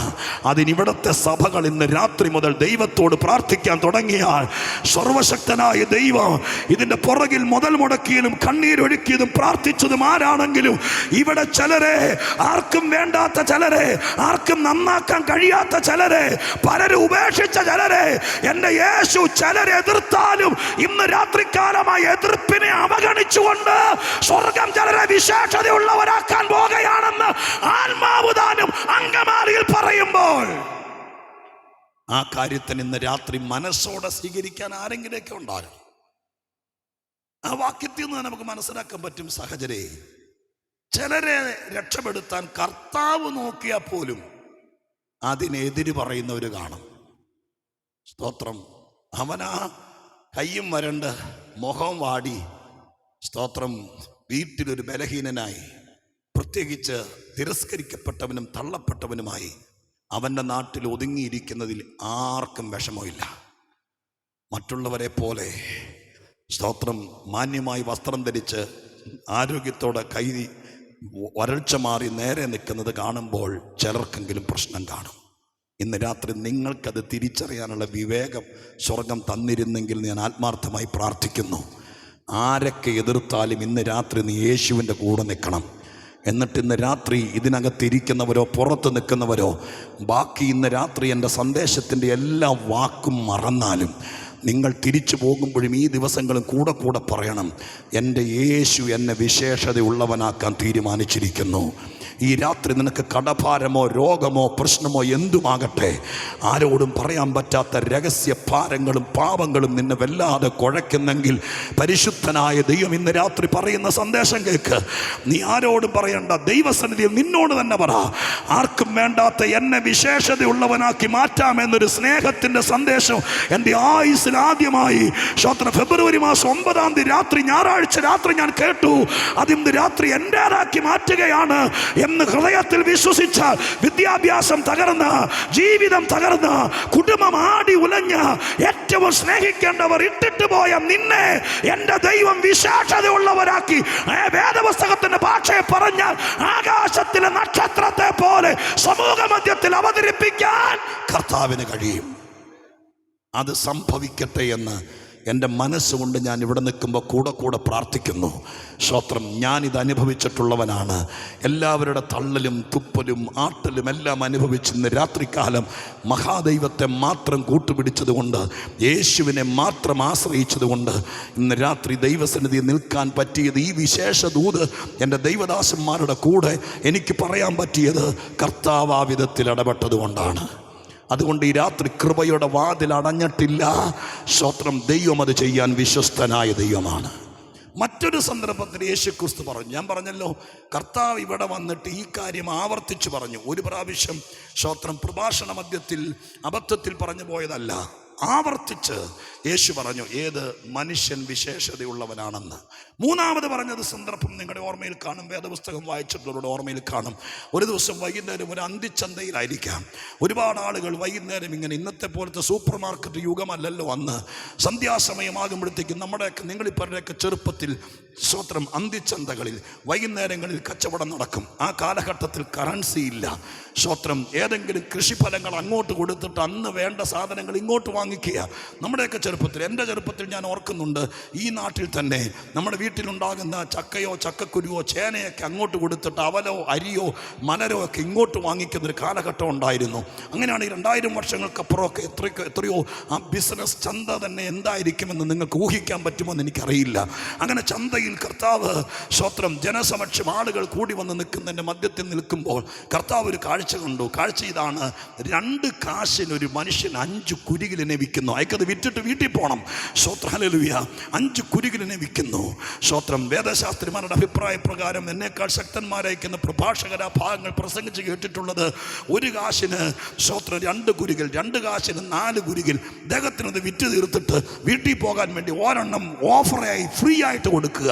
2 കാശിന് 5 കുരികൾ. ഈ കച്ചവടം തകൃതിയിലെ നടക്കുന്ന മധ്യത്തിൽ യേശു ചന്തയിൽ സാധനം വാങ്ങിക്കാൻ വന്ന ആളുകളോട് പറഞ്ഞു, ഇവൻ ധൃതി പിടിച്ച് വിറ്റ് തീർത്തിട്ട് ഈ മിണ്ടാപ്രാണിയെ സ്വത്രം ആകാശവികായത്തിൽ പറന്ന് വിരാജിക്കേണ്ട ഈ ജീവിയെ പിടിച്ച് കൂട്ടിലടച്ചിട്ട് അവൻ സ്വത്രം 2 4 2 കാശിന് വിൽക്കേണ്ട സ്ഥാനത്ത് വിറ്റ് തീർക്കാൻ വേണ്ടി 5 കൊടുത്തിട്ട് ചന്തയിൽ നിന്ന് പോകാൻ സ്വത്രം കീശ നിറയ്ക്കാൻ ഉദ്ദേശിക്കുമ്പോൾ കർത്താവ് ചന്തയിൽ സാധനം വാങ്ങിക്കാൻ വന്നവരോടെന്ന വണ്ണം ഇങ്ങനെ പറഞ്ഞു, ഈ ചന്തയിൽ 2 കാശിന് 5 കുരികിലിനെ വിൽക്കുന്നെങ്കിൽ സ്വത്രം ഈ കുരികിലിനേക്കാൾ നിങ്ങൾ എത്രയോ വിശേഷതയുള്ളവരാണ്. ഇന്ന് രാത്രി മനസ്സിലാകുന്നു, വിൽപ്പന ചരക്കിനേക്കാൾ 4 കാലിൽ ഓടി നടക്കുന്ന മൃഗത്തേക്കാൾ ആകാശത്ത് പറന്നു നടക്കുന്ന പറവജാതികളെക്കാൾ വയലിൽ വിരിഞ്ഞു നിൽക്കുന്ന പൂവിനേക്കാൾ എന്തിനേറെ പറയുന്നു, ഈ ലോകത്തിൽ സർവശക്തനായ ദൈവം സൃഷ്ടിച്ച സകല സൃഷ്ടികൾ നാം കാലൂന്നി നിൽക്കുന്ന ഈ ഭൂമി, അങ്കമാലിയിൽ 1 സെൻറ്റിന് എന്താ വിലയെന്ന് എനിക്കറിയില്ല, ഹല്ലേലൂയ, നമ്മുടെ തലയ്ക്ക് മീതെ വിരിഞ്ഞു നിൽക്കുന്ന ഈ ആകാശം, ഈ ആകാശത്തിലെ സൂര്യ ചന്ദ്ര നക്ഷത്ര ഗാലക്സികൾ, ഈ ഭൂമിക്കടിയിൽ ദൈവമായ കർത്താവ് മനുഷ്യന് വേണ്ടി മറച്ചു വെച്ചിരിക്കുന്ന ധാതു ലവണങ്ങൾ, സ്വത്രം പെട്രോളിയം ഉൽപ്പന്നങ്ങൾ, ഇതൊന്നും കോടിക്കണക്കിന് വിലമതിക്കാൻ പറ്റാത്തതാ. ഈ സൃഷ്ടിപ്പ് ഇതെല്ലാം എൻ്റെ ദൈവം പറയുന്നു, ഈ മണ്ണിനേക്കാൾ, ഈ ആകാശത്തിലെ നക്ഷത്രങ്ങളെക്കാൾ, ഈ പറവജാതികളെക്കാൾ, ഈ വൃക്ഷലതാദികളെക്കാൾ, ഈ കാണുന്ന എന്തിനേക്കാൾ മനുഷ്യൻ വിശേഷപ്പെട്ടതാണ്. സ്തോത്രം. ഇന്ന് രാത്രി ഇത് പറയാൻ പരിശുദ്ധ ദൈവം ഏൽപ്പിച്ചിരിക്കുന്നൊരു കൂട്ടരുണ്ടെങ്കിൽ അത് സ്വർഗസ്ഥനായ ദൈവം ഏൽപ്പിച്ചിരിക്കുന്നത് ദൈവത്തിൻ്റെ തിരുസഭയെയാണ്. അതുകൊണ്ട് ഇന്ന് രാത്രികാലം ഞങ്ങൾ ഉറച്ചു വിശ്വസിച്ചുകൊണ്ട് പറയുന്നു, മനുഷ്യനെ വിശേഷതയുള്ളവരാക്കി തീർക്കുന്നത് യേശുവിൻ്റെ രക്തമാണ്. ഞാൻ എൻ്റെ പ്രസംഗത്തിൻ്റെ ഏറ്റവും പ്രസക്തമായ ഭാഗത്തൂടെ അവസാന ഭാഗത്തേക്ക് എത്തിക്കാൻ വേണ്ടി ആഗ്രഹിക്കുകയാണ്. സ്തോത്രം. ഞാൻ ഈ പറഞ്ഞുകൊണ്ടിരിക്കുന്നതിൻ്റെ അടിസ്ഥാനത്തിനകത്ത് ആരെങ്കിലും നെറ്റി വിളിക്ക് ചോദിക്കുന്നുണ്ടായിരിക്കും, മനുഷ്യനിപ്പോൾ എന്നാ പറ്റിയെന്ന് അയാൾ ഈ പറയുന്നേ? പണ്ടത്തേക്കാൾ വിദ്യാഭ്യാസമുണ്ട്. ആശാങ്കളറിയിൽ മണലെഴുതി പഠിച്ച മനുഷ്യൻ ഇന്ന് കമ്പ്യൂട്ടറിനകത്ത് സ്തോത്രം ചോക്കും സ്ലേറ്റും പെൻസിലും പേനയും ബുക്കും ഇല്ലാതെ എത്രയോ വൻപൻ കാര്യങ്ങൾ കണ്ടുപിടിക്കുന്നു. എന്താണ് പറ്റിയതെന്നാണ് പറയുന്നത് എന്ന ചോദ്യത്തിന് മറുപടി പറയാതെ ഞാൻ തിടുക്കം കൂട്ടി ഇത് അവസാനിപ്പിച്ചാൽ ഈ സന്ദേശത്തിന് അർത്ഥമില്ലാതെ പോകും. പ്രത്യേകിച്ച് ഇത് അവസാന രാത്രി കൂടി ആയിരിക്കുകയാണ്. അതുകൊണ്ട് ഞാൻ ഇനി പറയുന്ന കാര്യങ്ങൾ ചില ശാന്തമായി നിങ്ങൾ ദൈവസന്നിധിയിൽ കേൾക്കണം. വിശുദ്ധ വേദപുസ്തകത്തിൻ്റെ ഭാഷ ഒരു ആത്മീക ഭാഷയാണ്. ആ ഭാഷ നമുക്ക് മനസ്സിലാക്കിയെടുക്കണമെങ്കിൽ സ്തോത്രം നമ്മൾ ശരിക്കും അതിനെ ഒന്ന് വ്യാഖ്യാനിച്ച് ഗ്രഹിക്കണം. കുറച്ചുകൂടെ തെളിച്ചു പറഞ്ഞാൽ, ഏറ്റവും വലിയ വസ്തുതകൾ, ഏറ്റവും വലിയ കാര്യങ്ങൾ, മനുഷ്യന് പരിചിതമായിരിക്കുന്ന കൊച്ചു കൊച്ചു കാര്യങ്ങൾ കൊണ്ട് തെളിയിച്ചിരിക്കുന്നൊരു പുസ്തകമാണ് വിശുദ്ധ ബൈബിൾ. അതുകൊണ്ട് യേശുക്രിസ്തുവും അപ്പോസ്തലന്മാരും ഒക്കെ ഇവിടെ ഈ കാര്യങ്ങൾ പറയുമ്പോൾ, വേദപുസ്തകത്തിലെ കാര്യങ്ങൾ മനുഷ്യനോടുള്ള ബന്ധത്തിൽ പറയുമ്പോൾ, അവർ സാധാരണ മനുഷ്യൻ ഉപയോഗിക്കുന്ന സാധനങ്ങളെ ഉപമിച്ചാണ് പറഞ്ഞിരിക്കുന്നത്. ദൈവരാജ്യം എന്ന വിഷയം 1 നൂറ്റാണ്ട് കൊണ്ട് പോലും വ്യാഖ്യാനിച്ച് തീർക്കാൻ പറ്റുന്ന ഒരു വേദശാസ്ത്രിക്കും പഠിപ്പിച്ച് തെളിയിക്കാൻ പറ്റുന്നതല്ല ദൈവരാജ്യം. അതിനേക്കാളൊക്കെ അപ്പുറം ഒരു മർമ്മമാണെന്ന് തന്നെ കർത്താവ് പറഞ്ഞ ഒരു മിസ്റ്ററിയാണ്. അത് മനുഷ്യർക്ക് മനസ്സിലാകാൻ വേണ്ടി കർത്താവ് ഉപയോഗിച്ച ചില വാക്കുകളുണ്ട്. നിങ്ങൾ ഓർക്കുന്നുണ്ടോ? ദൈവരാജ്യം എല്ലാവിധ മീനും പിടിക്കുന്ന ഒരു വലയ്ക്ക് സദൃശ്യം എന്ന് പറഞ്ഞാൽ, പലസ്തീനിൽ ഏറ്റവും അധികം ആളുകൾ തൊഴിൽ ചെയ്തുകൊണ്ടിരുന്നത് വല വീശി മീൻ പിടിക്കുകയായിരുന്നു. ദൈവരാജ്യം എന്ന് പറഞ്ഞ വസ്തുത ഒരു വലയോട് ഉപമിച്ച് പറഞ്ഞു. കാരണം അത്രയും വലിയ കാര്യം ആളുകൾക്ക് മനസ്സിലാകണ്ടേ. അടുക്കള കൊണ്ട് മാത്രം ജീവിച്ചു തീർക്കുന്ന യഹൂദ സ്ത്രീകൾക്ക് മനസ്സിലാകാൻ വേണ്ടി പുറം ലോകം അധികം കണ്ടിട്ടില്ലാത്ത, പുറത്തധികം അന്നത്തെ കാലത്ത് യാത്ര ചെയ്തിട്ടില്ലാത്ത, സമൂഹ മധ്യത്തിൽ അധികം പ്രവേശനമില്ലാത്ത സ്ത്രീജനങ്ങൾക്ക് മനസ്സിലാകാൻ വേണ്ടി കർത്താവ് പറഞ്ഞു, ദൈവരാജ്യം ഒരു സ്ത്രീ 3 പറ മാവിലേക്ക് ഒരല്പം പുളിമാവ് ചേർത്തതിന് സദൃശ്യം. അടുക്കളക്കകത്ത് ഇവിടെ ഇരിക്കുന്ന അമ്മമാർ വൈകുന്നേരം ആരും അറിയാതെ നാളത്തേക്കുള്ള അപ്പത്തിന് പുളിമാവ് ചേർക്കുന്നത് പോലെ. അപ്പം അതൊക്കെ വീട്ടിൽ ഉപയോഗിക്കുന്ന സാധനങ്ങൾ വെച്ച് ഇത്ര പ്രമാദമായിരിക്കുന്ന കാര്യങ്ങളെ മനസ്സിലാക്കി കൊടുത്തൊരു പുസ്തകമാണ് വിശുദ്ധ ബൈബിൾ. അപ്പം ആ വിധത്തിൽ നമ്മൾ ചില കാര്യങ്ങളെ, ഗഹനമായ കാര്യങ്ങളെ നമ്മൾ മനസ്സിലാക്കണം. ഒരു 10 മിനിറ്റ് കൊണ്ട് ഞാൻ 1-2 കാര്യങ്ങൾ, മനുഷ്യന് പറ്റിയ ഏറ്റവും വലിയ പ്രശ്നം എന്താണ്, അവൻ്റെ വിശേഷത നഷ്ടപ്പെട്ടത് എന്നതിനെക്കുറിച്ച് ഞാൻ നിങ്ങളെ പറഞ്ഞ് ബോധിപ്പിച്ച് പ്രാർത്ഥിച്ച് അവസാനിപ്പിക്കാം. 2-3 വാക്യങ്ങൾ ആ കാര്യത്തിൽ എനിക്ക് വായിച്ചു തരണം. സ്തോത്രം, വായിച്ചു തരണം. നിങ്ങൾ വായിക്കുമ്പോൾ ആ വാക്യം ശ്രദ്ധിക്കുകയും ചെയ്യുക. റോമാലേഖനം തന്നെ 1-ാം അധ്യായത്തിൻ്റെ 21-ാമത്തെ വാക്യം. റോമാലേഖനം 1-ാം അധ്യായം 21-ാമത്തെ വാക്യം വായിക്കും. ദയവായിട്ട് ശ്രദ്ധിക്കാമോ? 1:21.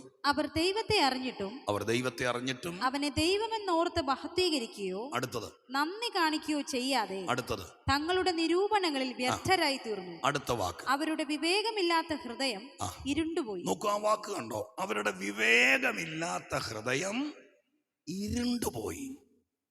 ഇരുണ്ടുപോകുക, ഡാർക്ക് ആകുക, ഇരുട്ടാകുക എന്നൊരു വാക്ക്. വിശുദ്ധ ബൈബിൾ നിങ്ങൾ തുടർമാനമായി വായിക്കുന്ന ഒരാളാണെങ്കിൽ, അഥവാ നിങ്ങൾക്ക് ഈ 2-3 ദിവസത്തെ മീറ്റിംഗ് കൊണ്ട് ബൈബിൾ വായിക്കാനൊരു പ്രേരണയുണ്ടായി, നിങ്ങളുടെ കയ്യിൽ ബൈബിളില്ല, അങ്ങനൊരു പരിസ്ഥിതി ഈ ചുറ്റുവട്ടത്ത് ആർക്കെങ്കിലും ഉണ്ടെങ്കിൽ, ഈ സംഘാടകർ കർത്തൃദാസന്മാർ ഇവിടുന്ന് പോകുന്നതിനൊക്കെ മുമ്പ് നിങ്ങളൊന്ന് കൈ കാണിച്ചാൽ മതി. നിശ്ചയമായിട്ടും അവർ നിങ്ങൾക്ക് വായിക്കാൻ ഒരു ബൈബിൾ സൗജന്യമായി തരുമെന്ന് നിങ്ങൾക്ക് ഞാൻ ശുപാർശ ചെയ്യുന്നു. നിങ്ങളത് വായിക്കാൻ തയ്യാറാകണം. ബൈബിൾ വായിക്കുമ്പോൾ ബൈബിളിൽ ആവർത്തിച്ചു വരുന്ന 2 വാക്കുകളാണ് ഇരുട്ടും വെളിച്ചവും. ആവർത്തിച്ച് പല കാര്യങ്ങളെ തെളിയിക്കാൻ വേണ്ടി പറയുന്നു. ഞാനത് ദൈവമക്കളുടെ മധ്യത്തിൽ തെളിയിച്ച് പറയേണ്ട കാര്യമില്ലല്ലോ. യേശു പറഞ്ഞു, ഞാൻ ലോകത്തിൻ്റെ വെളിച്ചമാണ്, ഏത് മനുഷ്യനെയും പ്രകാശിപ്പിക്കുന്ന സത്യ വെളിച്ചം ലോകത്തിലേക്ക് വരുന്നു. സ്തോത്രം, നിങ്ങൾ ലോകത്തിൻ്റെ വെളിച്ചമാകുന്നു, നിന്റെ മേൽ പ്രകാശം ഉദിച്ചു. അങ്ങനെ എത്രയോ വാക്കുകളാണ് പറയുന്നത്. മറുഭാഗത്ത് ഇരുട്ടിൻ്റെ നിഷ്ഫല പ്രവൃത്തികൾക്ക് കൂട്ടാളികളാകരുത്, മുമ്പേ നിങ്ങൾ ഇരുളായിരുന്നു.